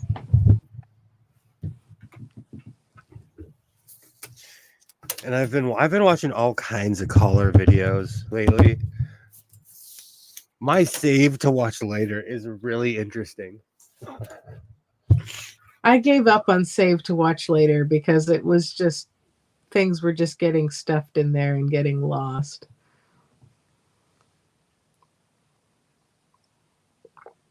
Okay, so here's my thing about save to watch later. It's aspirational. There's stuff in there that I put in 3 or 4 years ago, and I'm like, oh man, I really wanted to watch this 3 years ago. I forgot what it's even about. There was this one. There is this really weird video I watched. It's this really yellow stained video. And it's this guy going off about, capitalism. And it's like in the 70s. But the first comment is, welcome back, comrades, to this yellow stained video. I hope your life is doing better, considering you've probably come back to this 4 or 5 times. And it's true. Oh, I love comments like that. I love comments like that. Sometimes you see a video and you see a comment that's like, "Who's here in 2021?" And you're like, "Oh dear." At first I didn't like those, but now, because I listen to a lot of music on YouTube, I forget. It's weird to me that people have never seen The Wizard of Oz. That someone has but I forget there's a whole different generation out there. True. And so I don't know. I'm still 50-50 on that. But I'm experienced, I'm an old bottle of wine, I'm aged. And I'm really waffling on this collar because I don't want to make it too small. Let's just make it big because you can always cut it down. After my last hood failure, I discovered that sometimes I really got to pay attention to my waffling and sewing. We're all watching you. Thank you for that. Instead of saying no pressure, you're like all pressure. All pressure. All right. That is big enough for a collar. I do go cray on the collars, and this is going to be huge anyways.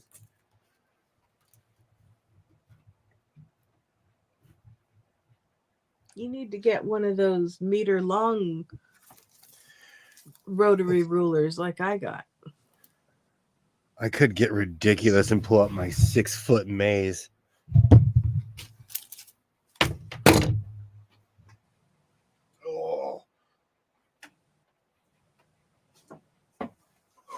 I'm always scared of taking a light out with this thing. This thing is huge. Look at that. Wow. That means the camera Wait, is... stop. You're going to hit my nose. This thing is huge. See, but it's a perfect straight line. I gotta... As long as you decapitate the eagle with it, we're good. It will never... I just don't know why people don't like my eagle, friend. It's just an inanimate object with no eyebrows. If I give it eyebrows, will that help? It's only because it's there lurking behind you. Or at least for me. Skits might feel differently. I don't know. I think it's because I grew up in a house with people always saying, this is an inanimate object. They're not real. I never had that in my head.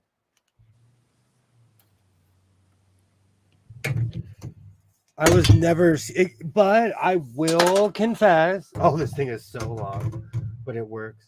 The Doctor Who, what's his last? Christopher Eccleston episode. The first episode on the reboot did scare me again. But did you ever watch the movie Mannequin in the 80s? Yes. I loved that movie. I loved that movie. Kind of made me sad. I was a hopeless romantic even as a kid. Great movie.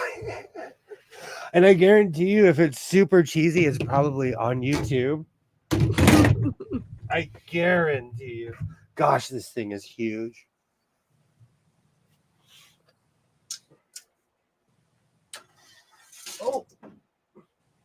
Oh, I gotta plug in.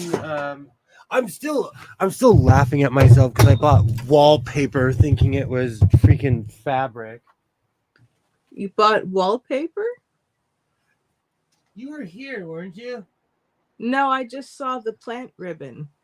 A couple of trips ago, I Oh. bought wallpaper thinking it was fabric.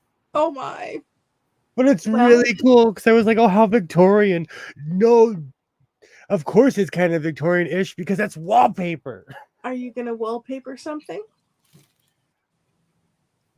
Eventually, I wanted to get into, because I've watched too many ContraPoints videos. Eventually, I want to get into set making. And she does all these immaculate things in her house. Okay. And even like, when I was a kid, my dad in his library had a book called Spatial Perception by Wolfgang Kohler. Okay. And so as a child, I've always had it in my head that like when people like what you're looking at is just a corner of this room. You know what I'm saying? I'm in a giant room, but all you see is this corner of me crammed in this corner, not knowing that there's a ton of space in here, you know? Yeah. And that's spatial perception because all you see is me like in this corner, you know? Okay. So I want to get into set building. I have hookups for blinds, but like my predecessor wanted to make this. He was like obsessed with taking pictures, so he had different sets. Mm-hmm. I'm more about having movable sets. Okay. So the wallpaper would be perfect to make a wall and make it look like I'm in a Victorian house. Yeah. And wallpaper is very in right now, so. Oh, really? Yeah. It's had You a know me. resurgence. I'm a time traveler. You know, I just grab groovy stuff for the pictures, like that book. Please tell me you saw the book. I did. Those see the pictures book. were amazing. Oh. Did anybody see anything in the chat? Alibaba, well, let's hear. Wait, go back a little bit. Alibaba said I could fit right in 1899, and then said I would come across as a loyalist in 1799 New York. Kilroy says party like it's 1799. And then Alibaba says 3D sewing when you hit us with the ruler. And then said it's the evil style eyes about the eagle. And that's it. Everyone else is just leaving us to our own devices here. We must be very entertaining, either that or they're bored and have nothing to say. No, they're just hanging out. We're hanging out at Saturday night. I can actually see how many people are. You know, I have my glasses on when I can see my computer from here. And that collar is pilgrim huge. I have to bring it down. Yeah, we've got 19 people just riveted. That's what we're here for. This is right. This is hardcore sewing content right here. I like to think of it. Well, no, I'm not going to say that. Never mind. Pam says that she's here and she's sewing. Yay! Ooh, that's and a little. Alibaba says yes, quite a large collar. That was huge.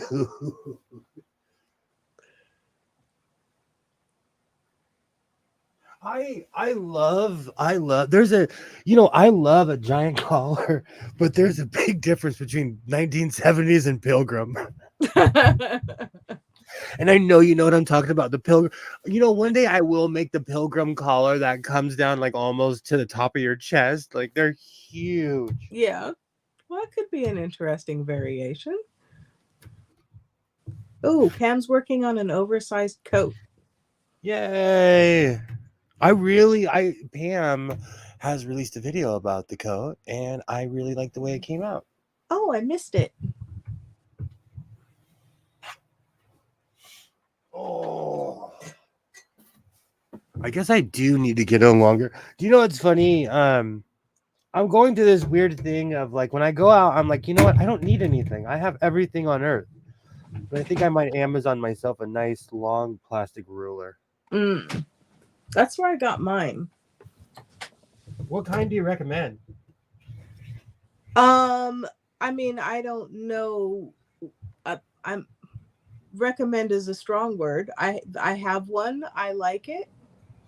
So I guess I could recommend it. You say it's a strong word, like I kicked a dog or something, or like insulted your. I mean, okay, so like my Ginger rotary cutter that I would recommend. I really like it. It feels nice in the hand. I'm recommending, but the ruler, it's just a ruler. I haven't used it enough to say, oh, this holds up well, or it's such and such. It's serving its purpose so far. I'm just gonna get like this is like the Fiskars. This is not the rotary tool it came with, but this is like the Fiskars one that comes in the pack at Walmart. Yeah. I just want one that's longer. And I guarantee you, if I go on Amazon and I typed in, Fiskars, it'll show me everything they've ever made. You can just type in 36-inch rotary ruler. But on a really like weird twist, I know the person who started this company. Oh, wow. And it's part of their last name. I won't dox them completely, but like that is not their last name, but it's a part of it. And it's just weird whenever I buy their products and I see their, it's a friend of mine I grew up with. I see his parents still, and I always ask them, are you guys still a part of that? They're like, yes. Like, it's just weird to me. My leg's itchy, like something bit me or something. I don't know. All right. Yeah. Oh, Pam says it's on the Friday Sews video. Excellent. Your videos don't come up in my recommendations, Pam. I don't know why not. I always have to go hunting for them. So then I have to be reminded that they're there. Let's see. YouTube's really funky with that because I hit the bell icon on everything and I don't see half of the stuff I'm subscribed to. It's hard too, because like you might have people that you watch regularly, but if you like watch something different, then suddenly all your regular people aren't there and you're getting 42,000 videos about, I don't know, how to frost a cake or something. Recently, I made the mistake of subscribing to like a mega YouTuber. They completely changed all my recommendations. I just subscribed to this one person. And like I had to put like do not recommend, because they're recommending every other channel like that because this person has over 1 million subscribers, So the trendy channels take over because they're promoted on YouTube. Right. It's the strangest thing because I watch a lot of boring stuff and I didn't realize how boring my YouTube was till I started going through my sons. And I said it, hands, if you're watching, I do go through. I see everything you're watching, and my YouTube's really boring. I will be right back. I have to put some anti-itch on my leg.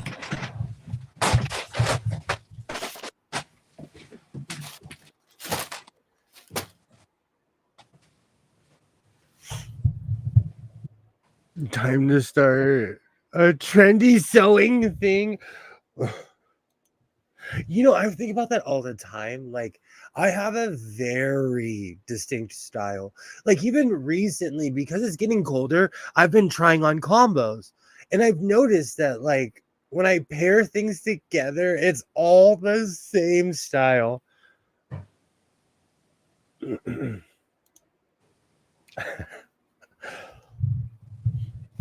And I'm one of those people, like, I have been dressing this way for a very long time. So I don't want to, like, I don't know. It would be weird.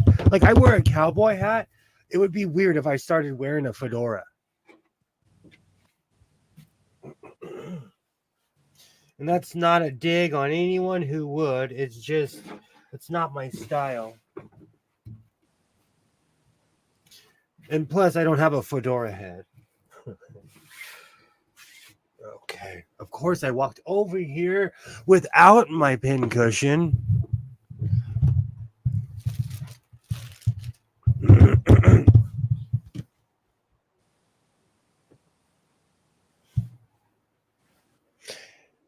I do need that. Do you know what's really funny? I came this close to buying an office chair today, but then I told myself to chill. But I might be moving the Golden Girls chair because I need to turn this place back into the semi office that it was. But the lounge chair is so loungy, and I sit in that thing and watch hockey. Oh. But I think it's time to get a more to bring back the more professional chairs.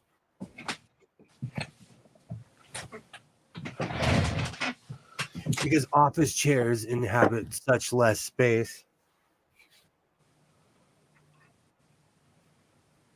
Do you know what's funny? I can see perfectly with my glasses on from here. It's so strange.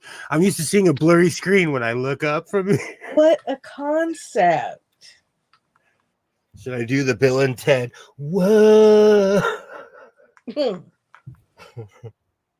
See, even my references are dated. Well, at least they came out with another movie somewhat recently. That made me cry out loud. I didn't get to watch it yet. It's an I was saving abomination. it to savor it. The second Bill and Ted is still the greatest movie of all time. I'm biased because they filmed that in the valley that doesn't exist anymore. Like, I could take you to those streets and they pull up to a Radio Shack and build a robot. Do you remember those days when Radio Shacks didn't have are Radio Shacks even around anymore? Nowhere that I know of, but when I was a kid, they would sell transistors and buttons, and you could really build something at a Radio Shack back in the day. Yeah. Or Fry's Electronics, you could actually get parts for things. And I know how to make my own speaker because of Fry's Electronics. That's why I have a mini speaker that just blew out, and I'm thinking about making a talk box.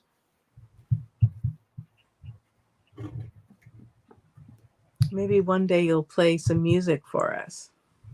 When I get my talk box, I'm going to annoy you so much. You're going to be like, unsubscribe.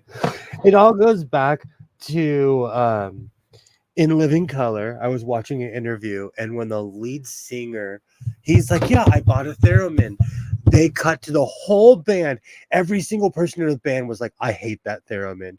and then one guy was like, I almost left this group because of that stupid theremin. So I don't want to be that guy. I don't want to be the guy that breaks up the band because he's obsessed with one thing. Living Color was an excellent band. Ever since we rocked out that one night, I've been watching a lot more documentaries about them. They're real people. I've only seen 2 documentaries, I think. They're still playing. Excuse me. They're still rocking out. But if you think about it, so are the Rolling Stones. I recently saw an advertisement for the Rolling Stones. I took my mother one time because my dad was like, I didn't like them back then, and I don't like them now. So I went with my mom, and it was actually an awesome show. But they're touring again, so I'm starting to get advertisements. Okay. And it just made me laugh. So all the bands you like are still around.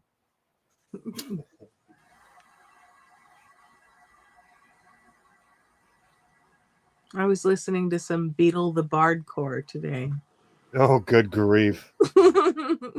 So was I, coincidentally, because it pops up in all my in my recommended now.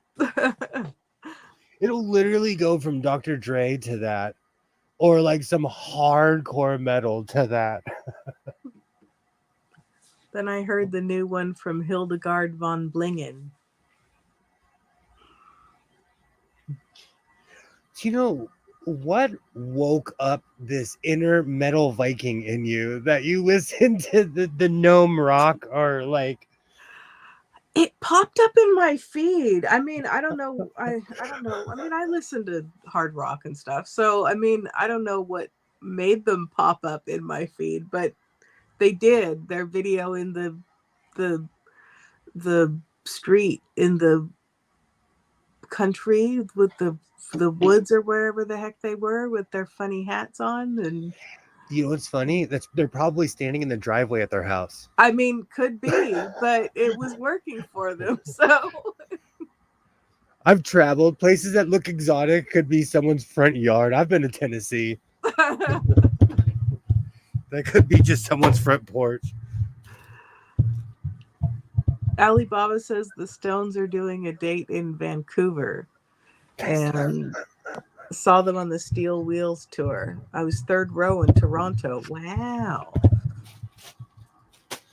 I still have the poster and I have the moonshine poster that I bought my dad in Tennessee. I've seen the Stones a few times. The show I liked though, because I love Aerosmith, was Aerosmith and Kiss, and I don't even like Kiss. Oh wow. Don't even like Kiss. I walked out twice, but I love Aerosmith. I've never seen Aerosmith live, but I saw Kiss. They were playing with somebody else I wanted to see. Who was it? That's how it happens with Kiss.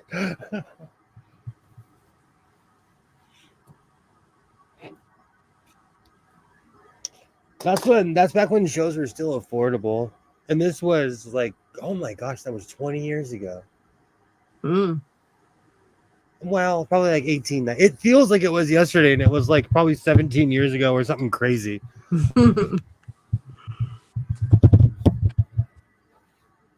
Even today, when I was watching hockey, like they were saying the ages of the players, and I'm like, please stop doing that. Please stop doing that.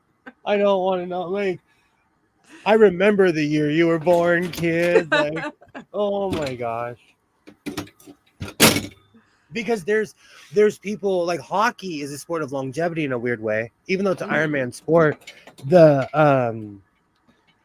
Alexa, how old is Andres Kopitar, who plays for the Los Angeles Kings? From dailynews.com. The 22-year-old forward has scored goals in 3 consecutive games for the Kings. No, we just got a new kid. He is 22, and his name is Andres. I knew that would mess it up. I knew that would, and he went off today too. But the captain of the Kings is probably my age or older. I mean, someone who's born in 2000 something, you just don't think of them as like fully actualized adults, you know. and I think that's what it is, you know. Or like I recently heard someone reference something, and the only reason I know of it is because my son watched that cartoon, and this person who referenced it was a grown adult in a room of people that the person who was hosting the show, I know for a fact, is my age, if not older. But she, like, you know, they review clothes and fashion and runway shows, and this one girl made a reference, and she looked and she was like, you know, the panel's getting younger because I don't know your references at all. And I was like, ooh, you're my age. Back in the 1900s. Like I used to say back in the 1800s. They're like back in the 1900s. My new line is I always tell people I was born when there was a 19 in front of the year.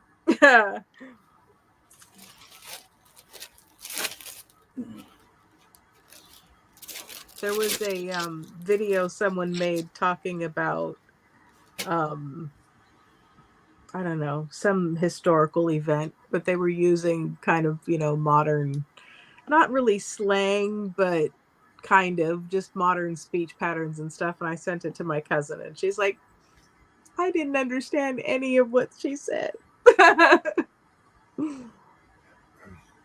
Telling you, the older Isaiah gets, I feel like that one comedian that, like, she like told the joke of, I think my son's talking to the wrong person.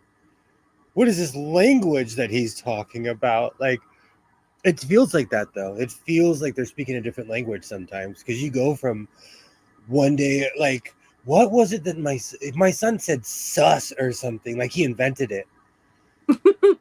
I didn't say anything though because I remember like I slipped in words of my parents and they just look at each other like, oh, here we go. Are you using cap comfortably? No, Cap and I are not friends. The only way when I say Cap, I'm talking about captain of either a basketball or hockey team. Because in sports slangs, you call the leader of the team Cap. You say, "What's up, Cap? How's it going, Cap?" That's what they used to call Kareem Abdul-Jabbar.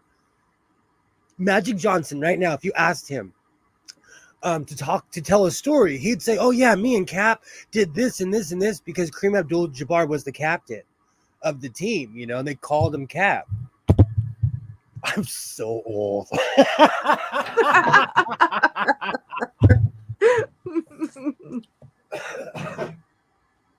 And even in hockey, they call Andres Kopitar, they call him Cappy because he's the captain. So I call him Cap. He's the captain at 22? No, Andres Kopitar. There's a young guy who scored today. He went off, but his name is Andres, so it's confusing. Okay. He's a young kid on the team now. My son says sus all the time. I had to look at.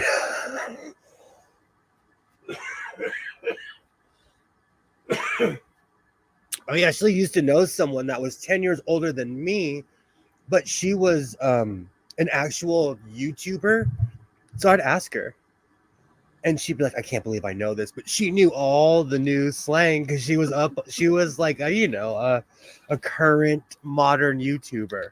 I'm niche. I'm extremely niche. You have to be into hoarding, collecting, sewing, commiserating.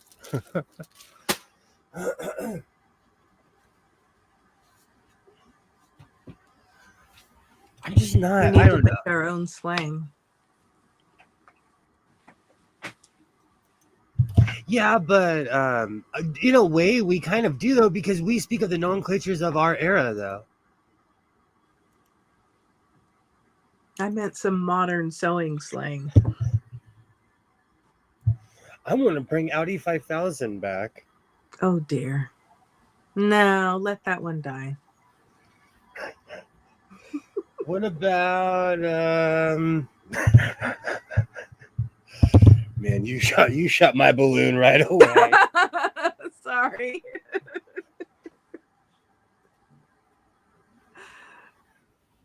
Man, that heater. I feel like I'm screaming over my heater. Oh, I missed it. Kilroy suggested time to start a trendy sewing thing. I don't know what they were referring to. that was a while ago. Yeah. Of like how to go viral online. It wasn't. Maybe Kilroy said that when I was putting anti-itch cream on my insect bite. If I ever see the sewing Olympics, I'm gonna show up with a lawyer. If they don't invite me. And you know what? You shamed me last week, but it's true. I do have sewing machines on top of sewing machines in here. That's okay. I'm just giving you a hard time. You're in the house of sewing. I have a sense of humor. Well, I mean, maybe a little bit. It was kind of a pot kettle situation. But look how beautiful that cabinet is. I couldn't just let it sit in the store. Look how exactly. Okay. That white cabinet has so much ingenuity into it. When you lift up the arm, the entire side drawer goes down. Nice. So on the left side, the entire cabinet moves when you open it. Wow. And it's all wood. Someone thought about that and made that by hand. Piece by piece. I love that cabinet. And that other one was that sad attempt at trying to make not a modern, but like a 1950s sewing machine into a treadle.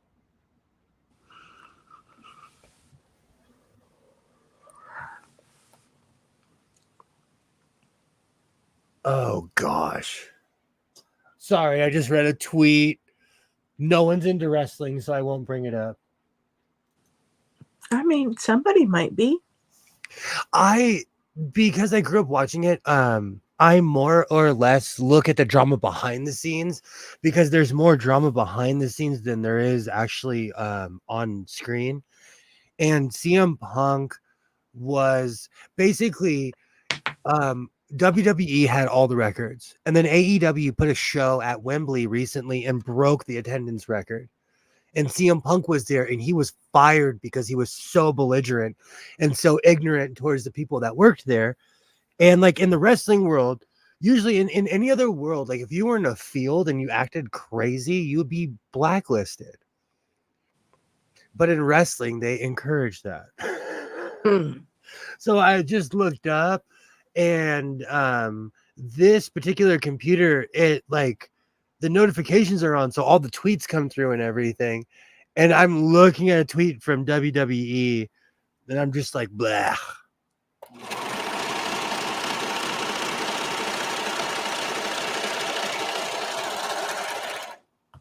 Yeah, I'm doing my corners properly on this.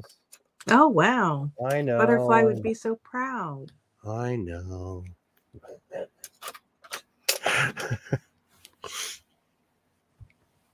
It's just weird to me, like the whole like ego driven. I think because I'm not that kind of person, the whole like meatheadish thing is really intriguing to me. Seeing something outside your normal world. When I was a kid, I loved wrestling and I thought it was real. And then I grew up. The 80s were over. You know, by the time the 90s came around, I knew it was fake, but I still watched it all the way up until I left. I watched it all throughout the 90s. So it's weird to me to watch the guys from the 90s come back. Hulk Hogan has come back too many times, but his like it's just weird to watch these people after all of these years. Could you imagine the people that watched Gordie Howe in the 1950s and 60s? He played all the way hockey all the way until the 70s and the 80s. Wow. Oh yeah. They could not kick him out of the league. There's a picture of him and Wayne Gretzky. He's gray. And he was one of the greatest hockey players of all time. He played on any team that would let him play. Wow. But, you know, something nice about being able to do what you love for so long. I respect that. In no way, shape, or form am I dogging that. I respect that. Like, that's something that's kind of a wish. Like when there was a baseball player named Roberto Colon. He was in his 50s still playing, and he was a larger gentleman, and he was still, and he's like, I'm gonna keep playing until they kick me out. But he had that hardcore like work ethic. I think he was Dominican, but he had that hardcore work ethic of like, no, they keep paying me, I'm gonna keep coming out here, you know. You just don't see that loyalty anymore in sports. Like the thing I was thinking about Magic Johnson, you know, I only knew him as a Laker, you know. Are you talking about loyalty from the teams or loyalty from the players? Well, back in the day when you're just a little grommet, you look at it as in loyalty of the player has loyalty to the team, but as an adult, I know it's all about money. You know, regardless of how I feel. Yeah, Sorry. or people get transferred and trades get made, and I'm a huge Dodger fan. I can't believe I'm about to say this out loud. Clayton Kershaw is one of the greatest Dodgers of all time. He's lost one World Series. He's put us in really bad positions. Every year, I'm like, trade him. But he's one of the greatest Dodgers of all time, you know? But he's getting older. So what do you think? Should someone like that like retire while they're on top, or should they keep playing, or what's your opinion about that? I think they're letting him gracefully exit, but like in sports, they're ruthless. But because he's like he's a humanitarian. I may not I think it's kind of virtue signaling, but like he goes to Africa and builds houses. He's like, so he's not a bad guy. Like a lot of those guys are like literally drinking Bud Lights and eating KFC in the locker room. It's an issue. And Clayton Kershaw is not just one of those guys. You know what I'm saying? So it has a lot to do with him not being a liability. He's not going to get your team. He's not going to put your team in any scrutiny. He's consistent, you know. That's the problem with sports. And the Dodgers have won the World Series in my lifetime. Well, twice. So, he delivered in a weird way. Okay. Gee, I wonder why it takes so long on these callers. Can I just say, I love having a working surgeon.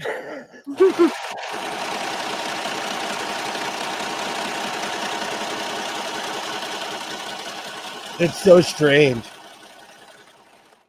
It's throwing down a perfect stitch. It's not giving me any drama.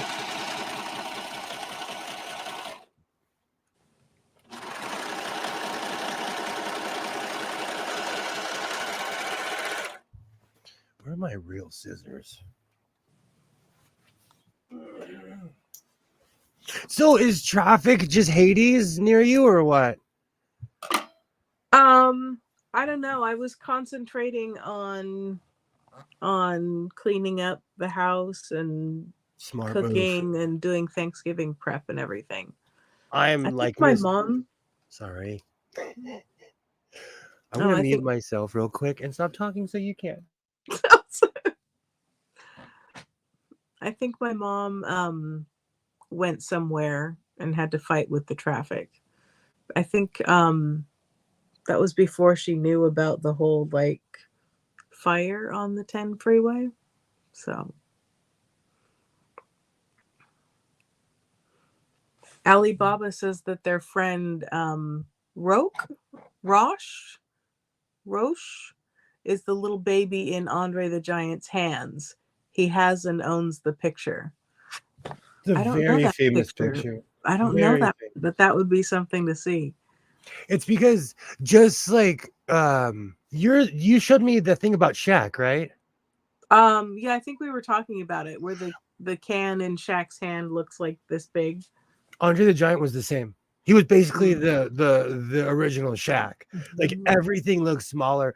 One of my favorite shots is him. First off, those old school planes give me anxiety because they basically had wicker chairs bolted to the floor. And he took up a front row because Andre the Giant was so big. He took up a front row of a plane. But he literally was the size of 2 seats. He was just generally larger than everybody else. Wow.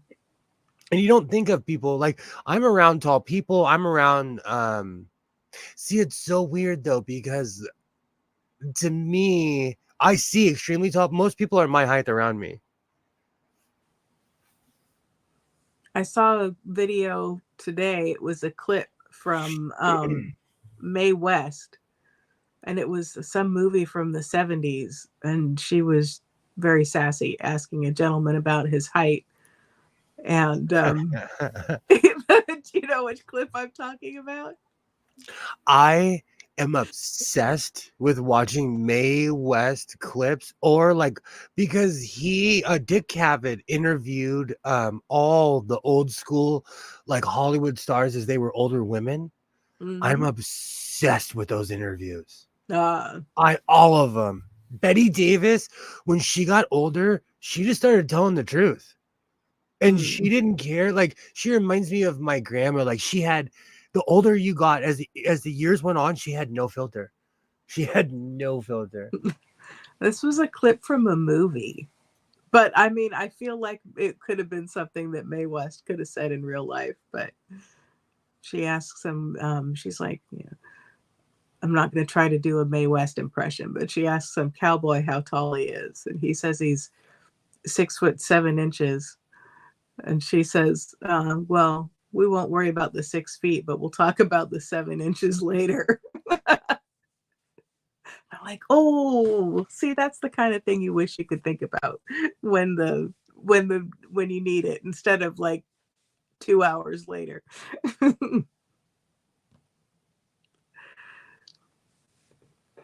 I always think of this snappy comeback in the car. I'm always like, I should have told them 3 lefts make a right. Why didn't I do that?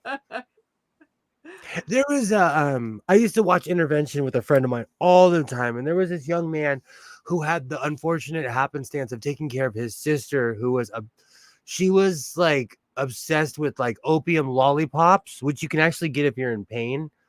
But she was obsessed with them, and she actually was on a Star Trek movie, but he got fed up with her one day, and I will never forget because she was looking for something, and he's like, it's right there. And she's like, where is it? And he's like, 3 lefts make a right.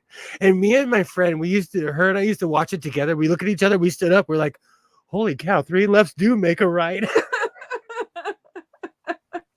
Stuck with me forever. So that is my comeback. Like, whatever, 3 lefts make a right.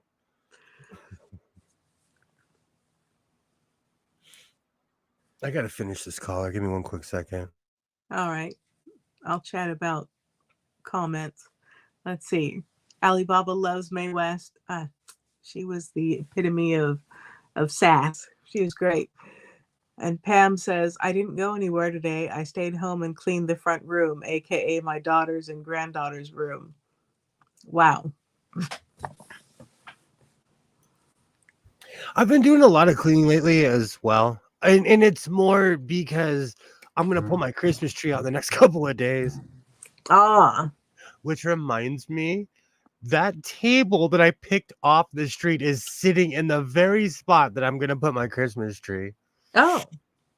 Well, do you put something waterproof on it and put your tree on top of the table? Or do you get like a big table for the window? Or what do you do? I have a plastic tree. Are you allergic to real trees? No, and the funny thing is, when I was a kid, my parents got a real Christmas tree and they planted it in the backyard. And so I actually am really that smell of a real Christmas tree reminds me of home because I grew up in a house with a 15-foot Christmas tree in the backyard. Because the possums missed that thing. That thing smelled so good. No, I have a plastic tree. I have a Walmart. And the thing is, my tree is so old. It's probably like every year I pull it out and it still works. It's probably 21 years old, 22. I've replaced the top even. I found this weird top at a thrift store. It fit on my Christmas tree. But I've had my Christmas tree for a very long time. I got a Christmas lights up outside. I need to do that. My neighbors are already making me look bad. I don't know what we would put. I took my glasses off. Will you please read that? I'm so sorry.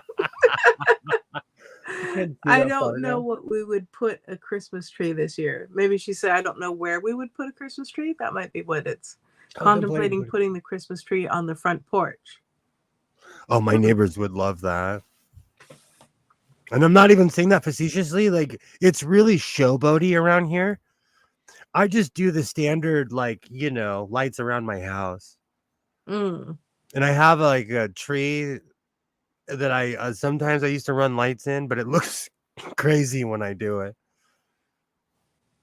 I get a real tree each year, and then I just I have some clear lights that I put on it. I love the smell of a Christmas tree though. When I was a kid, I would hang out in my backyard, and it's just that reminds me of being a kid. I love real Christmas trees. Me too.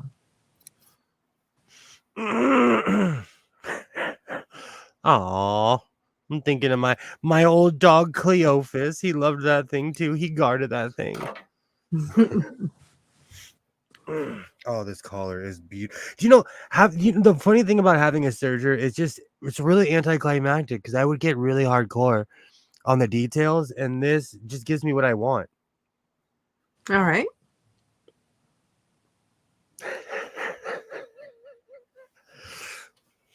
I have Janet Jackson's "All Right" blaring in my head. Oh, wasn't even trying to make a Janet No, that's Jackson why I joke. started it's whenever I listen to before I start the stream, it's usually stuck in my head the entire stream. All right. So now I'm gonna attach the collar. I'm loving my serger angle, but it's exposing my hoarding corner. Ah, And yes, that is a 1990s television because you can't play old school games on a modern TV. And the why not? VCR still works.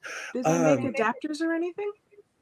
I'm sure they do, but the color's way off, and it just they don't. Their modern day televisions are not compatible with like the 64-bit games. Have you seen the channel for the guy who restores old gaming units? No, that's actually something I would watch. I during COVID, I geekishly kind of fell into that. Oh, that's why He I makes have. them. Oh, sorry. Go ahead.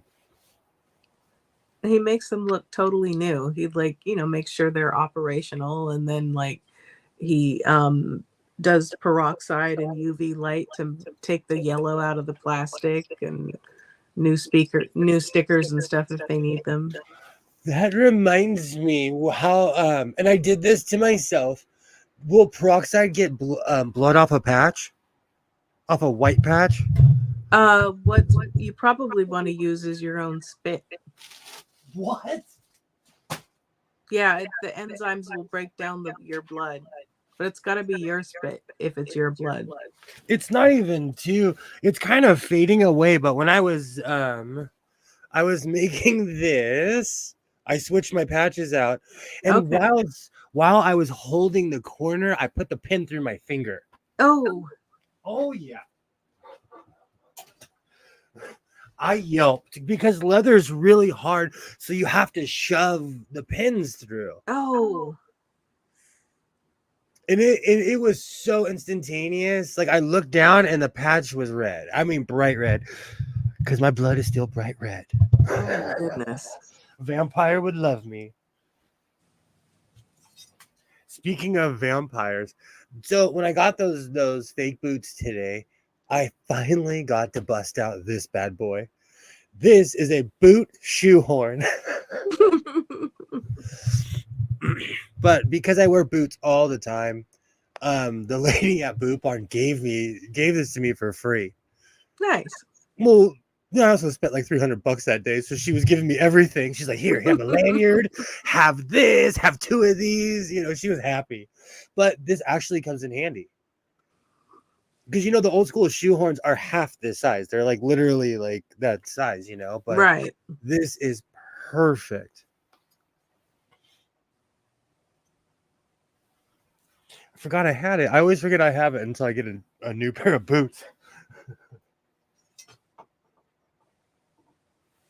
And I leave it directly under my desk because I put my shoes on in here. Oh. You okay? Yeah. I was just adjusting my sweater, contemplating a cup of coffee. Sounds like your sweater bit you or something for a second. Dun, dun, dun, dun, dun. No, I think I was owing it something you said.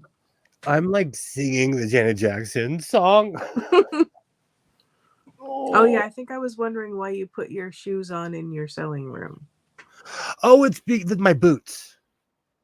I don't want to bring my gross boots in the house. And so I literally try them on the other side over here and put them on and take them off. Because of spatial perception, this room is deceptively large. And all my mucky boots stay, within distance of the house. Yeah. And it's more of a courtesy of the people around me. Oh, that is going to be kind of humongo. Well, you don't want to track in a bunch of crud into your house. Well, I mean, is that is a big collar on that coat a bad thing? No, but it's just so big. I'm going to have to finagle it. That's all. I made it humongo. Where are my pins? Too wide or too long? Yes. No, I made it a little bit longer, but like I said, if it becomes too much of a mess, I want to cut it. But I actually want it to drape over like that, Okay. so I need to fold it one more time. I should bust out my brand new iron that I have. Oh, what'd you get? So you weren't around at the beginning of the stream. I scored for $5. I scored a brand new Samsung cordless iron. Oh, wow. And it works. I tested it last night. I mean, like, I tested it. And it does have its detractors. But for $5, I'm not mad at it. And I have a cordless iron and I look like that. It's the exact iron. I used to watch, I believe it's called Missouri quilting. Oh, yeah. I used to watch it. Go ahead, sorry. I have the Missouri Quilty branded Oliso. I used to watch them all the time. Oh, that's perfect. Alibaba wants to see the new iron.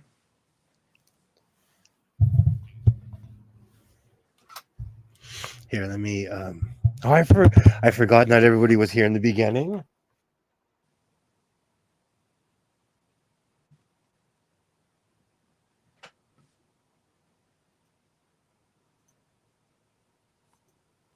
I am going to take a quick break. This is some hardcore stuff, putting a collar on. Yay! This is what it's about. It's about someone hanging out, chatting it up. I don't have anybody to oh man, you can see how low my chair. It's because I'm not sitting on my cushion. There we go. But it works perfectly. Ooh. There's something to be said for not fighting with a cord. Does it stay hot though? How long does it charge? It does. And it's funny you would say that because one of the chief complaints is that this thing wouldn't stay hot longer than 20 minutes. This thing stayed at high temp for 40 minutes with me. I timed it. Wow, nice. And I didn't need 40 minutes. And I put water in it. Everything works. But sorry, go ahead. Does the stand recharge it? Yes. But it heats it at the base, and the machine basically keeps the temp up. But the main complaint is that this thing doesn't think for itself. You have to put it on the base to heat it up. Okay. And it will not initiate unless it's charged on the base. This is I think one of the reasons that someone got rid of it is because it's a semi, but look how clean that is. I like all the steam holes. Oh, this thing is awesome. I really tested this thing last night, and I have jugs of distilled water. Somebody told my mom that she needed to they gave her bad advice. So she went to Smart and Final and bought a 6-pack of those giant distilled waters. When I took a look at her car, I'm like, you don't need any of that. So now I have probably, let's see, I have 6 gallons of distilled water. Oh, wow. But yeah, the Oliso. Sorry, go ahead. The Oliso I have has like an anti-calcification thing in it, and it says specifically not to use distilled water. I said that all the way from the hallway. Really? Because this one says to use distilled water. Yeah, I mean, I've seen some of them say to use distilled water, so I was surprised when the Oliso said not to. I've always wondered about that. That's crazy. Alibaba said, I was talking to a lady today. She has her iron taken out by the cat pulling the cord out, and it falls and breaks. Ew.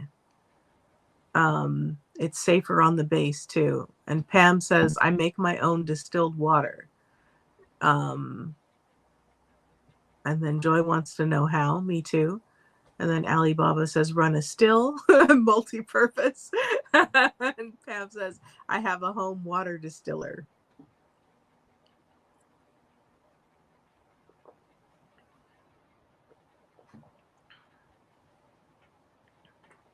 I knew someone who had connected a carbonator, a water carbonator, but I've never seen a home distiller. That sounds. I've seen copper kettles. I've seen all kinds of copper kettles. Mm. I could make you a home distillery in about 15 minutes with everything in your house. But then no law enforcement will ever be able to go near your house. Alibaba says, I use reverse osmosis. Where? What did I do with my pin cushion? Oh, there it is. Oh, now I have the Rye Whiskey song stuck in my head. Oh, no. Rye whiskey, oh please don't let me down. Gonna pour myself a drink and go wander around. I'll spare you, but I know the whole song word for word. I'm a little chilly. I might need to go grab a blanket. It is, the temperature's definitely dropping. Yeah, it's nice. Thank goodness. I was so tired of being too hot.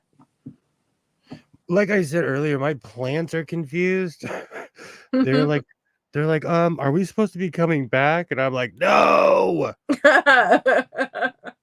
you most certainly are not. My tree, the leaves are still green on my fruitless mulberry. And I'm like, bro, usually you're naked by now. It's kind of weird. It's so strange. And even in my town, it's really beautiful by where my grandmother used to live. There's when you drive down the road, all the trees are orange this time of year, and they're not. They're green still. I feel like summer was slow to get started and slow to leave. Yeah, but the plants are thinking it's spring again in a weird way. They're confused. It is. It's just the strangest thing. Like even my desert rose bloomed in like November. And it's a summer. That's a definite summer plant. You know, it's literally a rose that comes from a cactus. I just think of that Sting song. Oh, stuck in the head. Just cemented in my skull now. Is that the one with that guy singing in Arabic, I think? Yeah. Oh, gosh, they play that song everywhere. They need to play a better song like I'm an alien. I love Englishmen. Englishmen in New York, such a good song. I'm a legal alien. Whoa. I really liked his album of John Dowland songs. I'd have to listen to that, Drew. It's been so long. Do you know I watch a lot of Sky News and the BBC, and I recently saw Rod Stewart, like 2023 Rod Stewart. Hey, wherever he lives, he's still rocking that 1980s tan. And he lives in the UK. We all know the sun does not shine where he lives. Does he live in the UK or does he like spend a lot of time in Greece or something? He was probably. You know, it's so funny you would say that. I won't say her name because she would Bart Simpson me, but I know someone who's from the UK. She was on television, the BBC in the 50s, 60s, and 70s. Well, more the 60s and 70s. She lives in the UK, but the other half, she has a house in Normandy. And you'll always see her post from Normandy. And I'm like, you're in the UK, you can see the UK from your house. But it just makes me laugh. You know, I won't say her name because she'd be very mad if I did. No, because she's a proud English woman, but she lives in France.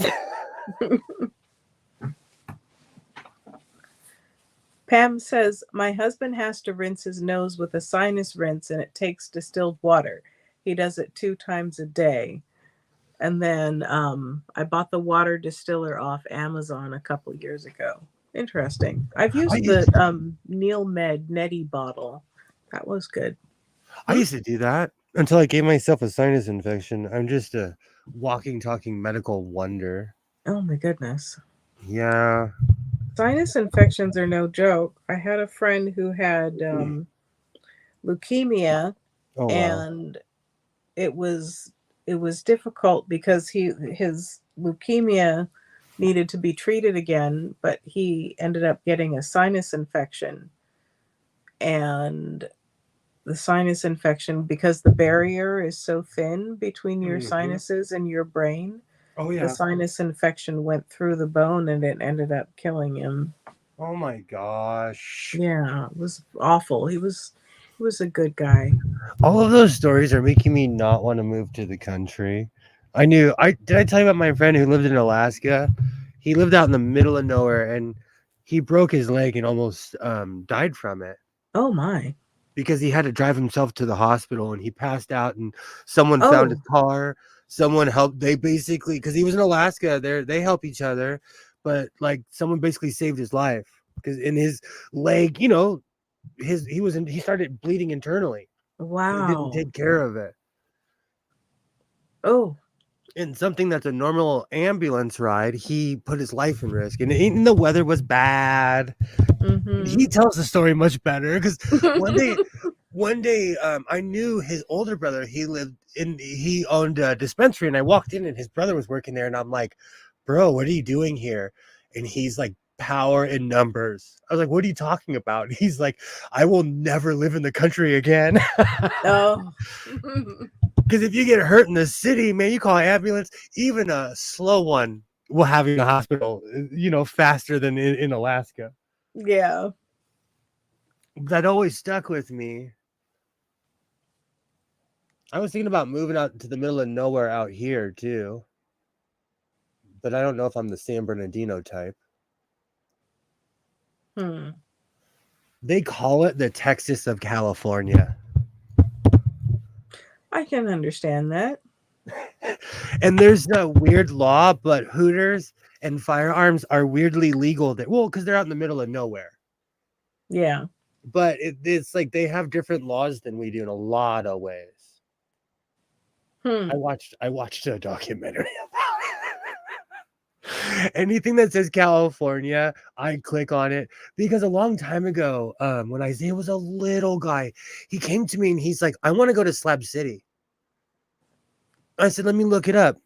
And then I looked it up and I said, "By no means are we ever going to Slab City, ever in the history of ever." And I hope you're listening. As an adult, you're still not gonna go to Slab City. I'm just telling you, you're not gonna want to go.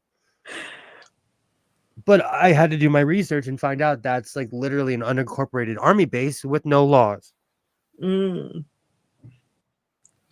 And YouTube made it famous, and it's within driving distance. You just have to head east towards the desert, Mm-hmm. Watch for Mad Max. Oh, but it's when you watch the documentary, you're like, dude, we may live near each other, but we do not live in the same state. I'm talking about state of mind. When you see these people, you're like, oh, I'm glad you moved out there. And you would ask yourself, why would someone willingly move out to somewhere where everything's about anonymity? Mm. That scares me. That makes me think everybody's on a list. All right. I'm gonna ask him. He'll laugh at me if I ask him. You still want to go to Slab City? Oh, that reminds me. My streams are gonna be a half hour later on next week because Isaiah is gonna be taking a jiu-jitsu MMA class. That's right. Is he excited about it? He is. We'll see what happens on Monday, but he is Mm-hmm. excited. He's excited.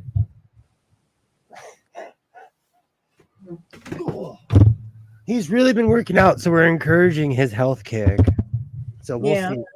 I'm all about it. If he wants to be healthy, I'm all about it. Hobbies are good too.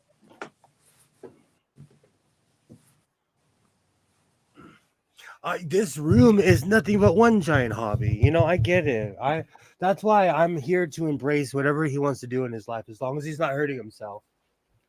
Well, and I mean, you have drawn more blood with your hobby than his new hobby. Sewing machines don't punch you in the face, even though my bagpipe did live on YouTube. Live on YouTube, I got socked in the face with a bagpipe. That is in the permanent record forever. You stabbed yourself with a pin, all kinds of things. See, there was a distilled water shortage. Being able to make your own definitely saved us money. See, when I'm this close, I can see. But back here, I can't. So I got about a foot of clearance. Oh, I need to clear this mess.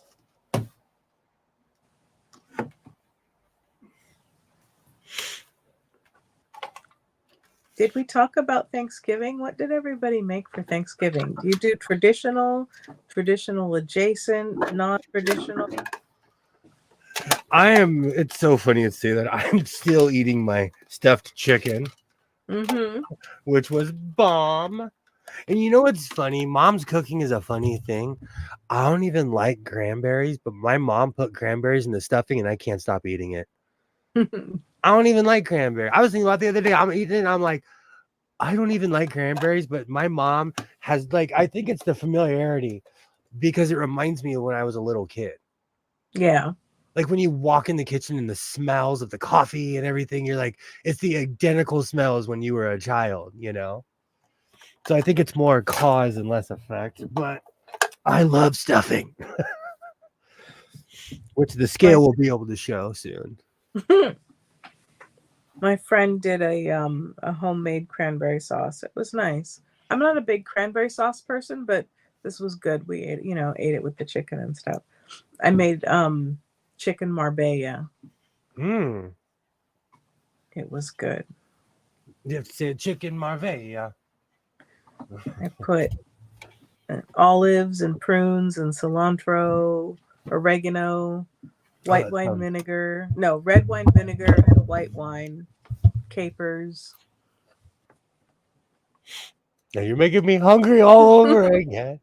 The beautiful thing is, though, is that I can go in my kitchen right now and gorge because there's a ton of stuff in there. Same. It was nice. I did that recipe because it was make ahead, so I could make it Wednesday night and leave it to marinate, and then just throw it in the oven an hour before I wanted to serve it. I made the mistake of I go on Facebook like once every 6 months, but I made the mistake of scrolling. People were marinating their turkeys in some strange stuff. Somebody that I absolutely respect, she had like oranges, apples, chives, onions, and she soaked her turkey for days in a cooler. Days? That's unusual. That's what I was like, but and I have stolen this from Black Twitter. You can't eat at everybody's house. I did. I did not create it. I stole it from Black Twitter, but it's true. You can't eat at everybody's house, and that's okay.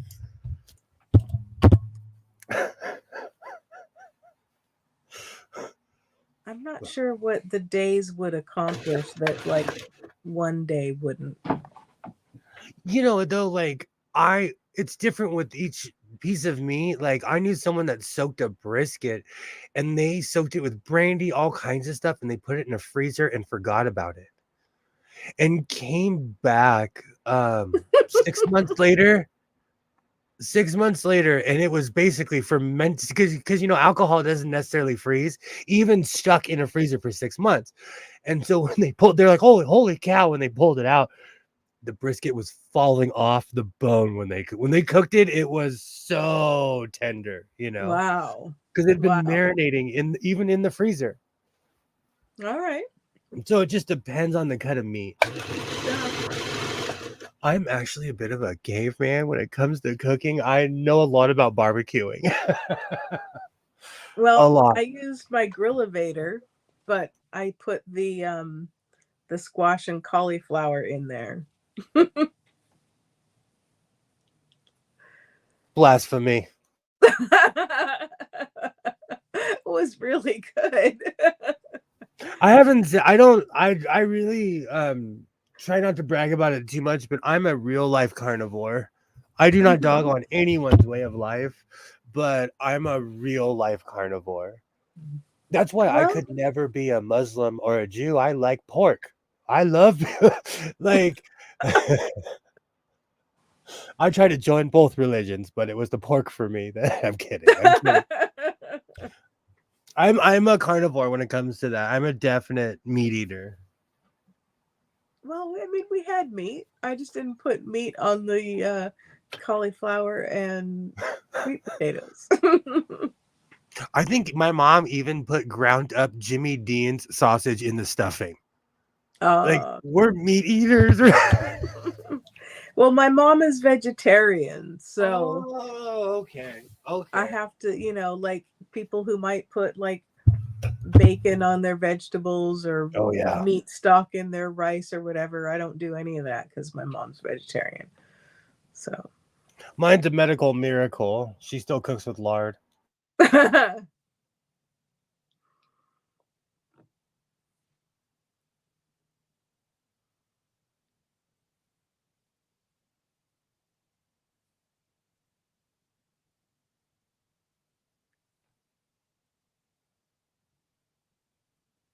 I don't think I've ever cooked with lard specifically. I've cooked with beef tallow and butter and olive oil and that kind of thing, but I've never cooked with lard. I'm gonna show up to your house with a giant thing from Vallarta of la manteca that will you'll like be breathing heavy after you eat the Oh food. no. I prefer mantequilla.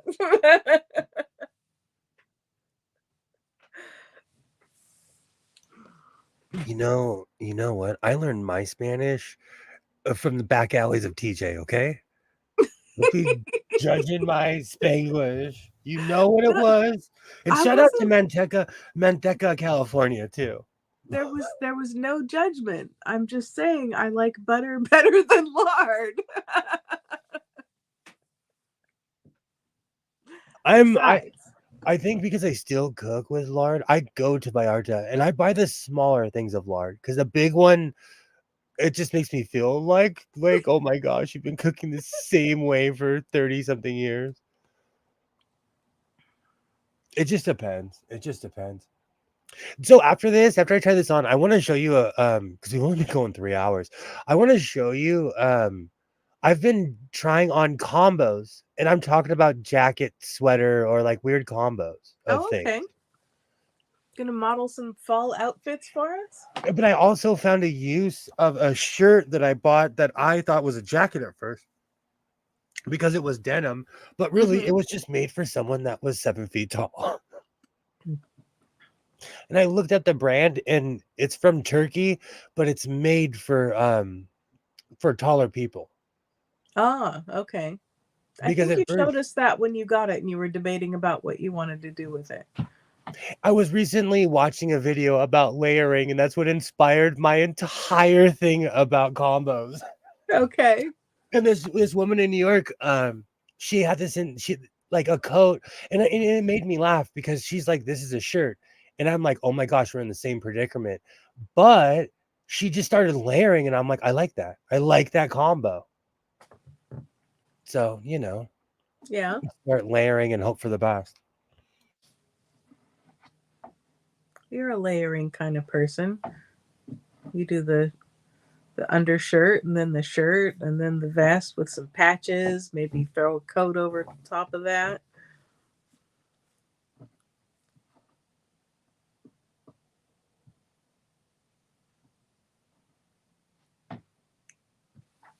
I'm still trying to decide what I want to do with my collar. I think I'm gonna do a a strip of linen on the inside under the ruffle that I made because I find that it shows, and so I want to have the seam covered up. I know what you're saying. Depending on the cut, I like showing a seam until I started watching What's Her Face. Oh, what is her name? She lives in Germany. She always zooms in on famous people's seams, and she's like, "Who let you wear that dress to the Met Gala?" Oh, what is her name? I always subscribe and unsubscribe to her because she reminds me a lot of myself. Because she's out there. Oh, I forgot her name, but she really scrutinizes and she would never come after someone like YouTubers seems, but she goes after famous people. She's like, "You paid millions of dollars for this dress, and I can see your seams. Like, get out of here."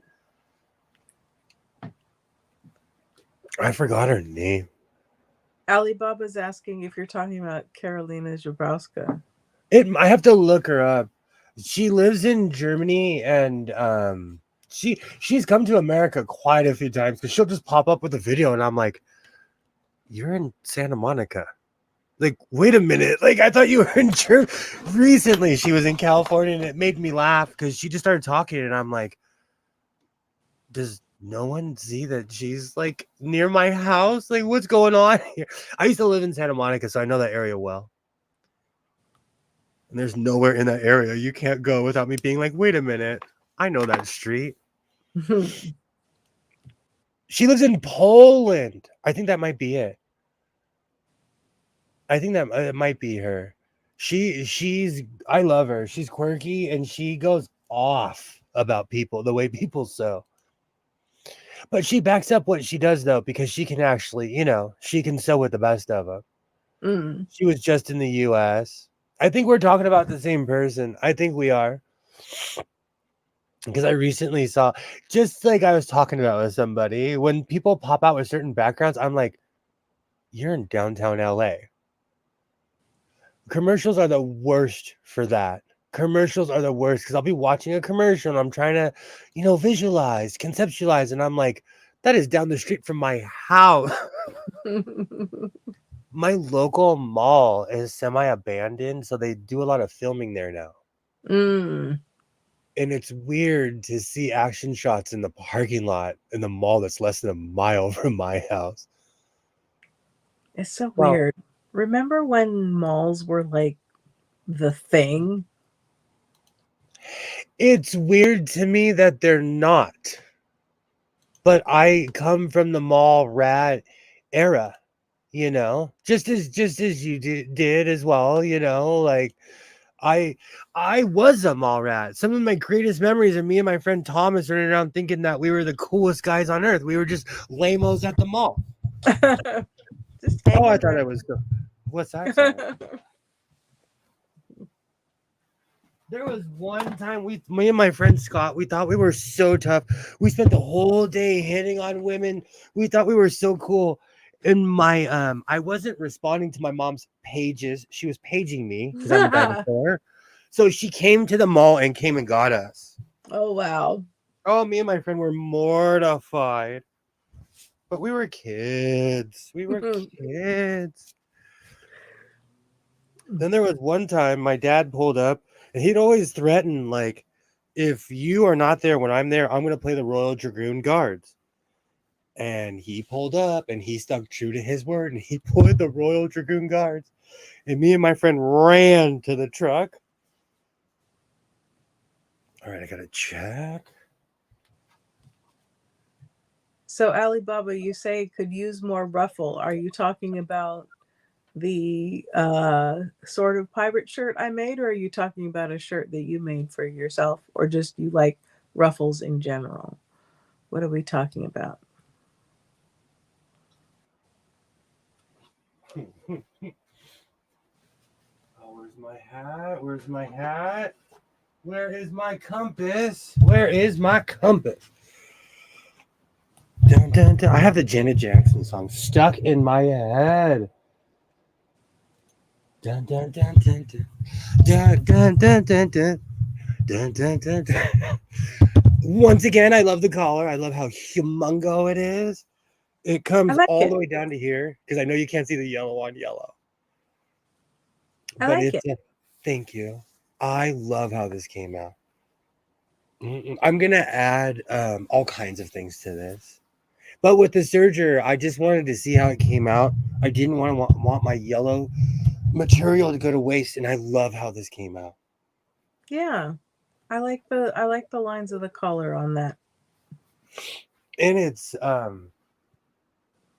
I really like the way this came out. And I took my time with it, so it's not as stringy as the other ones are.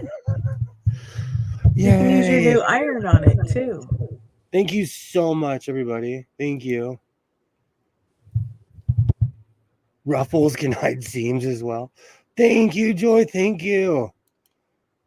Thank you, Pam. I'm the great coat maker. I am the curator of the Great Coat Museum here in the House of Sewing. But I've said this a million times. I set out to add color to my life, and I have succeeded. And I made it super long for drama's sake. And now I'm going to play Cab Calloway in the next Janet Jackson video. I'm kidding.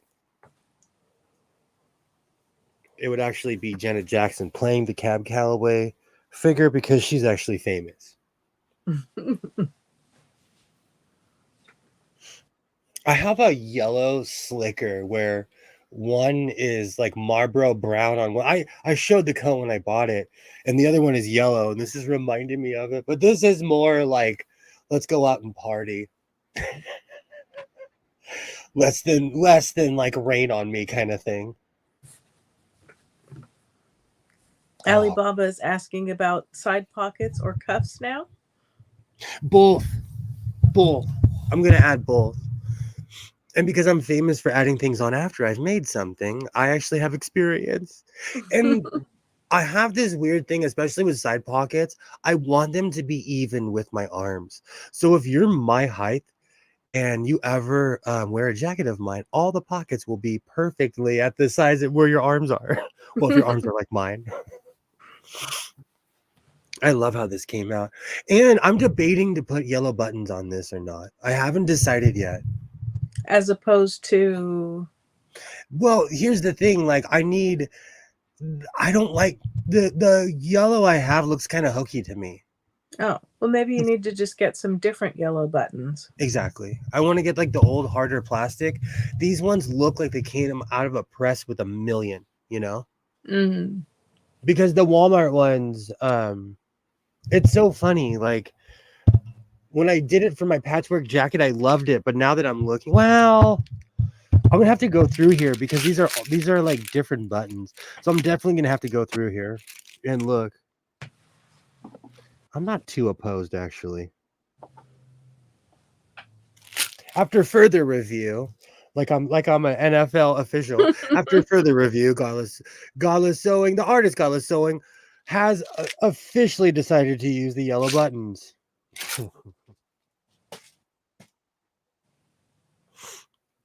Should my symbol just be a sewing machine? Prince had what was Prince's symbol? He kind of made it up. It was a combination of a bunch of things. Exactly. Have you ever seen it's a channel called So Yeah? I feel like I have.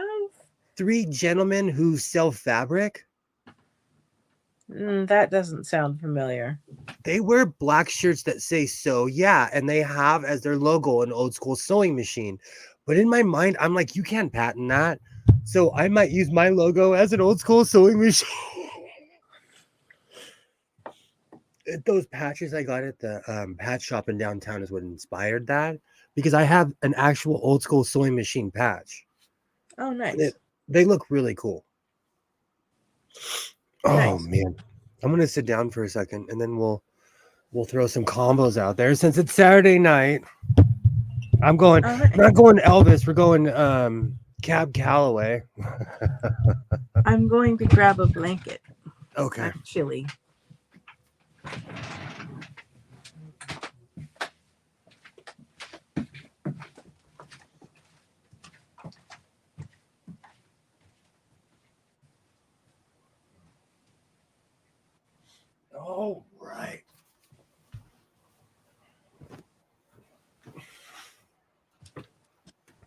Yay!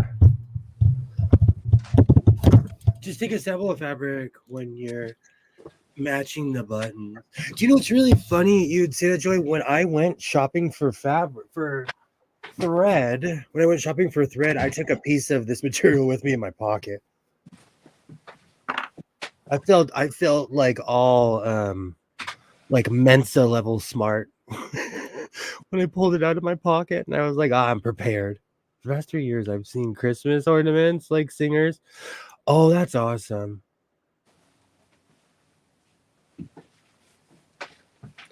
All right, let me make this bird, give this bird back its coat.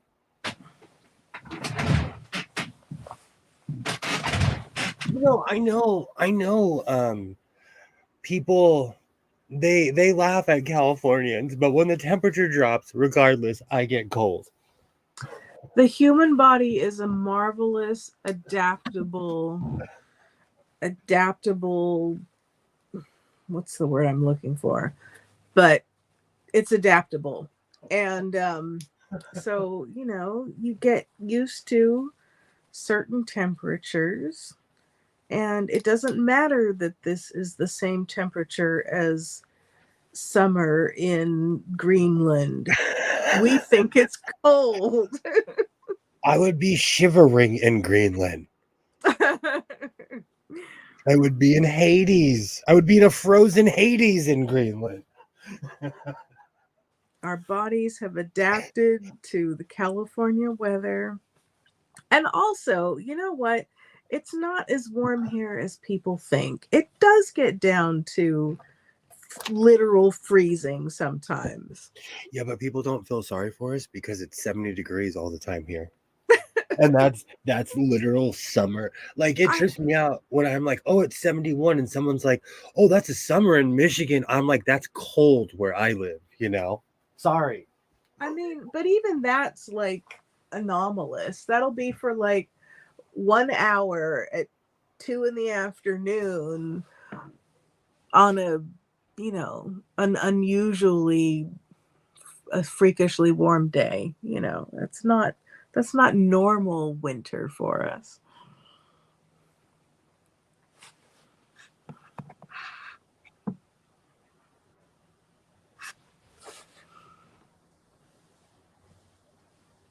I would like a little singer Christmas ornament. That would be fun.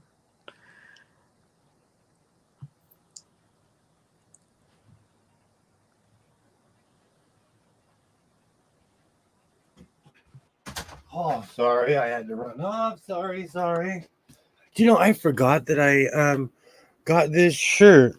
This is Big Fred's Red. I love weird innuendo t-shirt. This is from a winery. I got it for 50 cents. Okay. But I love black shirts, so I have a weird collection of black shirts. And I was standing in the mirror and I forgot that I got this. All right, so I'm gonna go straight to it. Actually, no, I'm gonna take a 5-minute break. We're going Elvis tonight. It's only 3:13. We'll take a second. One of the reasons that I'm griping about the weather is because it's getting windy and cooler here where I live. And so it's becoming where I'm starting to put a jacket in the car every time, or I'm walking out. Mm-hmm. And it's deceptive because I live next to a mountain. And so the sun could be shining, but then I go out in the open and it's freezing out in the open, Yeah. Excuse me. It just depends. Oh, excuse me. I should drink some water. The 5 gallons of coffee I've had today isn't necessarily helping me out.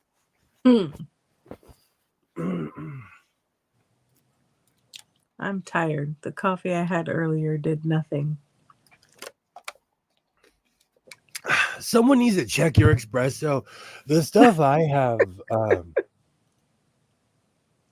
mountain here. So because I live right next to a mountain, it's really deceptive. And so when I go out in the more open place, it's cold.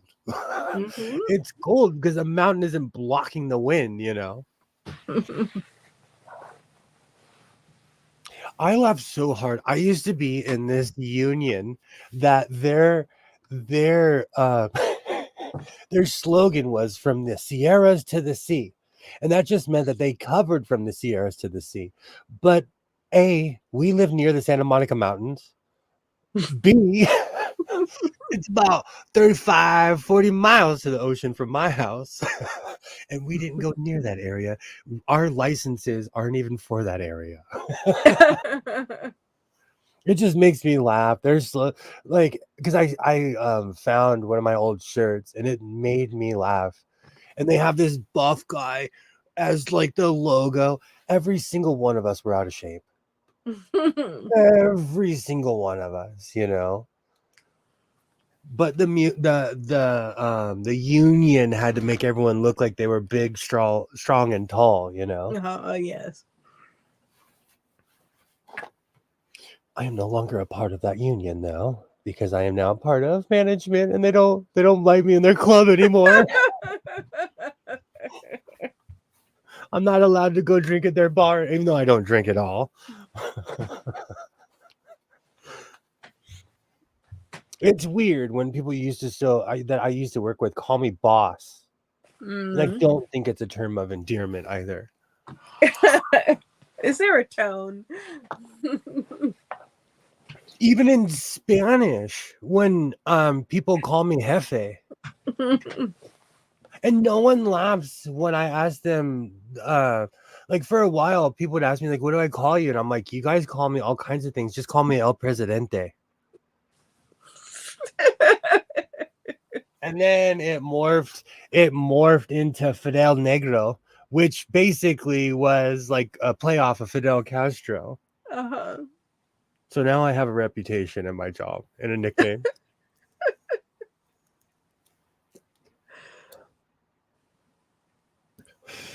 I'm actually really stoked. I'm going out of my way to slowly work on that code. I'm adding just details. And like Joy always says, like there's a difference, like having a serger is a difference between your clothes looking professional and your clothes looking homemade. And I'm talking about the seams. And I do this all the time. Look inside your shirt. My shirt is serged right here, you know? Mm-hmm. And I do like the way all my other coats look. There's a jacket I made by hand still to this day. I don't know how I did it. Still to this day, every time I look at it, I'm like, that is amazing how I made that. You are right, though, Joy. You're 100% right.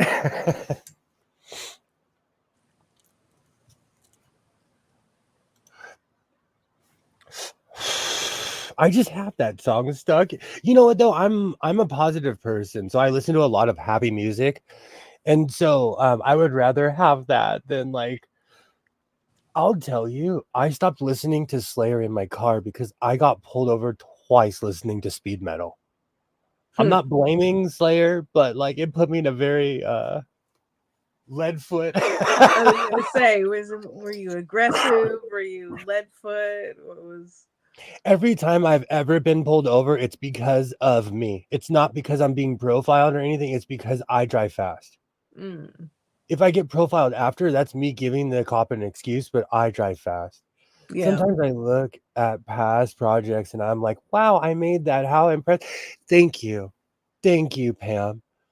I made a jacket not knowing what I was doing. I made side panels. I did the inside, everything. And every time I look at it, I'm like, dude, how did you? And I made flared cuffs because I didn't know how to make cuffs. I didn't necessarily know how to cut sleeves back then. So everything was very like 1970s kung fu fighting, large flared sleeves, like Okay. large. So if you ever see my flared cuffs, that's back when I did not know how to make sleeves. But see, because I was so determined, I was just like, I'm going to teach myself, I'm going to guess. And I'm going to keep until I get it right. And I did.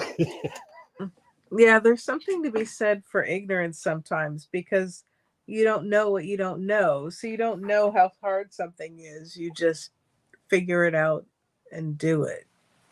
Are you kidding me? If I had started off with sewing school, I wouldn't be here because most of it is cutting and designing, you know? Mm-hmm. I always attribute it to painting because it very much is like painting where it's prep. Like most of it is prep. Yeah. Ooh, I'm getting tired. All right, let's try some combos on, huh? But I have Kung Fu Fighting just cemented in my head. I had a good friend. We used to carpool, and his mom was obsessed with that era of music, and so she would bump that stuff. A classic. I say obsessed. She was from that era. Really, is what it was. It is a classic, though. Okay, so for my first, so my first one is I definitely have changed the leather vest, but it still says God is sewing in the front. I love the way it looks, but I forgot I had a red flannel. Let me take my hat off.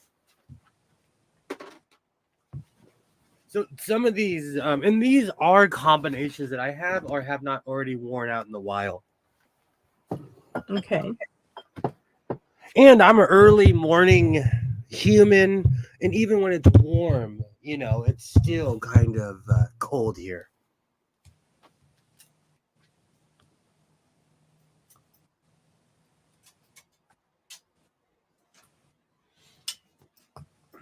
All right, so for my first combination, I love. Oh, should have put them on separate because this leather is hardcore. I still can't believe that this is real for the price I paid and everything I paid for it. Mm. But this is the first combo. This is warm. And this red flannel is something I got from a thrift store years ago. And I'll never forget the first time I wore it on stream, everybody was like, I love that flannel. And I love that moment where I'm like, I paid $3 for this. And it's filled in stream. But I love the combination, and it's nice and warm. Yeah. More than anything else, it's about the warmth. Mm. So this is combo number 1. Get used to it. I'll be wearing this all winter long. All right. I love this combo. And plus, I never thought I would like the what era is this vest from? 80s? Late 80s, early 90s? That's what it makes me think of. But maybe that's just because you've got it decorated. True. Very true. People do think I'm a time traveler straight from the 80s. And this is a combination of my new vest and an old vest. But I like the denim on denim. See, and with the angles, you can't even see the difference in the color. Well, you can. I've been doing push-ups. A while ago, you were saying you were excited for when it got winter weather. I am, because I have a million coats, Pam. I am excited. I am. And that's why I'm trying out all my combos, because I can finally wear the things how I intended them to in the first place. I added a bunch of really stiff patches on the back of this, so it weirdly has shoulders.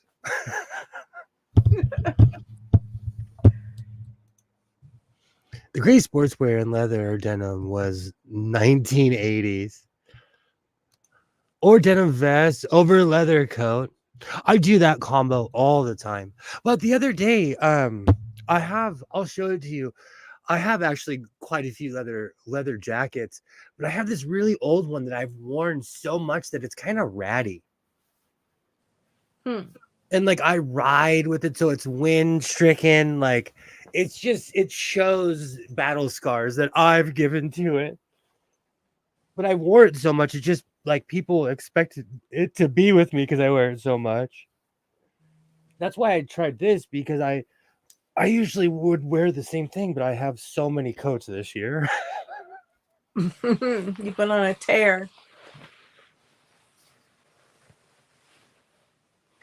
All right, so this is that shirt that I was talking about. That is literally for somebody who is twice my size. Walmart weirdly sells denim. So I have almost every inception of Walmart denim.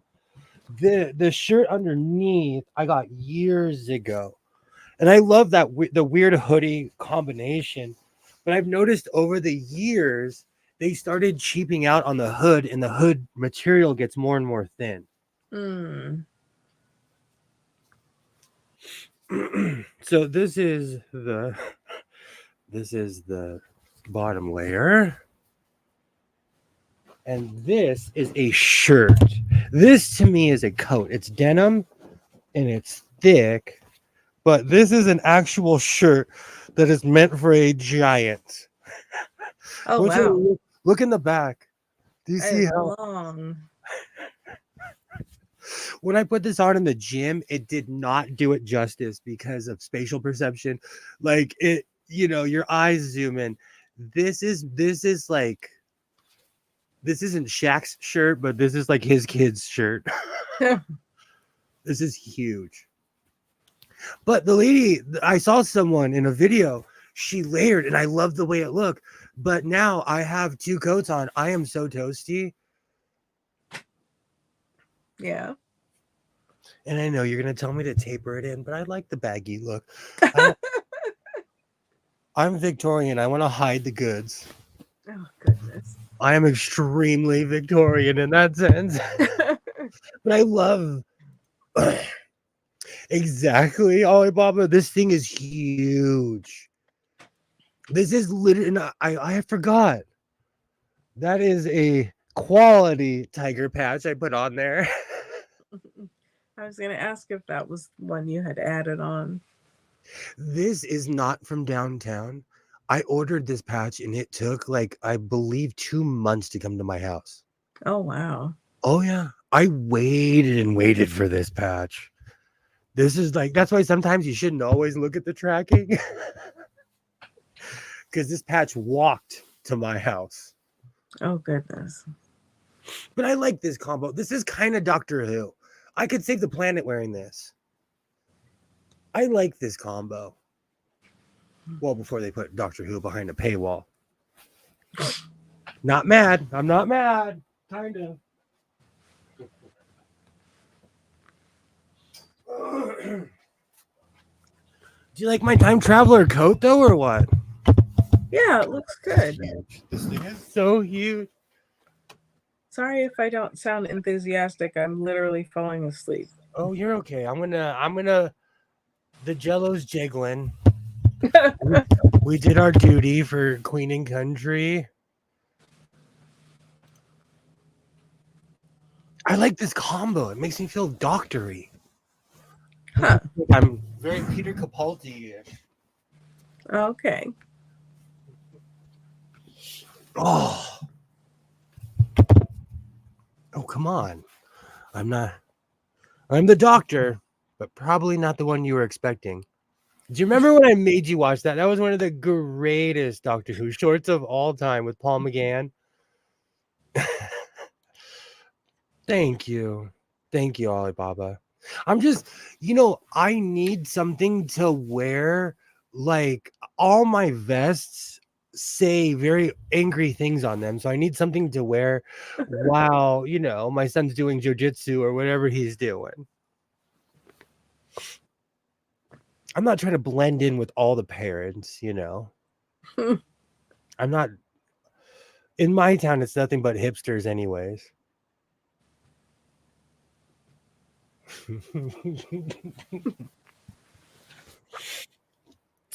I don't know if I'll be around tomorrow as far as Sunday goes, because I have a lot of things I have to do, but I might. And even if I'm not, you guys should all go check out Phoenix.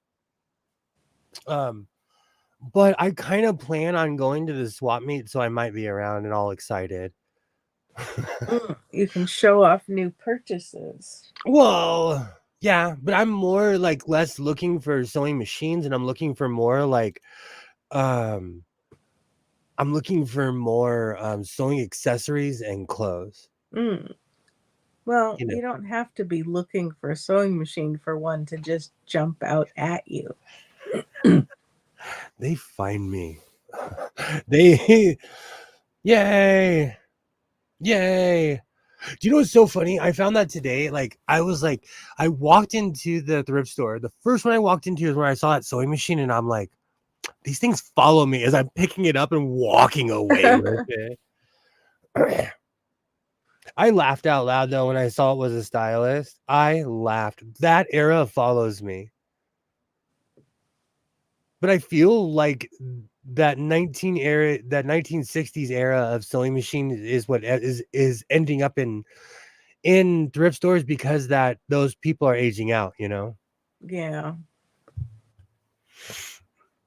All right. Well, you look exhausted.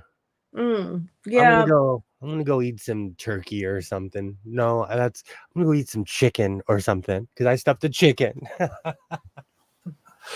But I probably will be around tomorrow, and if I'm not, I'll be back at it on a Monday. I hope everybody has a great evening. I thank you so much for sticking with me. Um, I was under reference from Bear and Remp staff, right? In a write-up in 1885 talking about the new singer High Arm made the Phoenix C machine said she likes. Have a great night, Pam. Thank you so much for stopping by. I'll be back at it on Monday for sure, for sure. I might be a half hour later on Monday. So if you see the 7:30 notification, you're not hallucinating. Thank you so much, everybody, for being here. If you watch this in the future, I thank you. And until next time, and like I always say, reinforce your seams, be yourself, and I will definitely see you next time. Bye.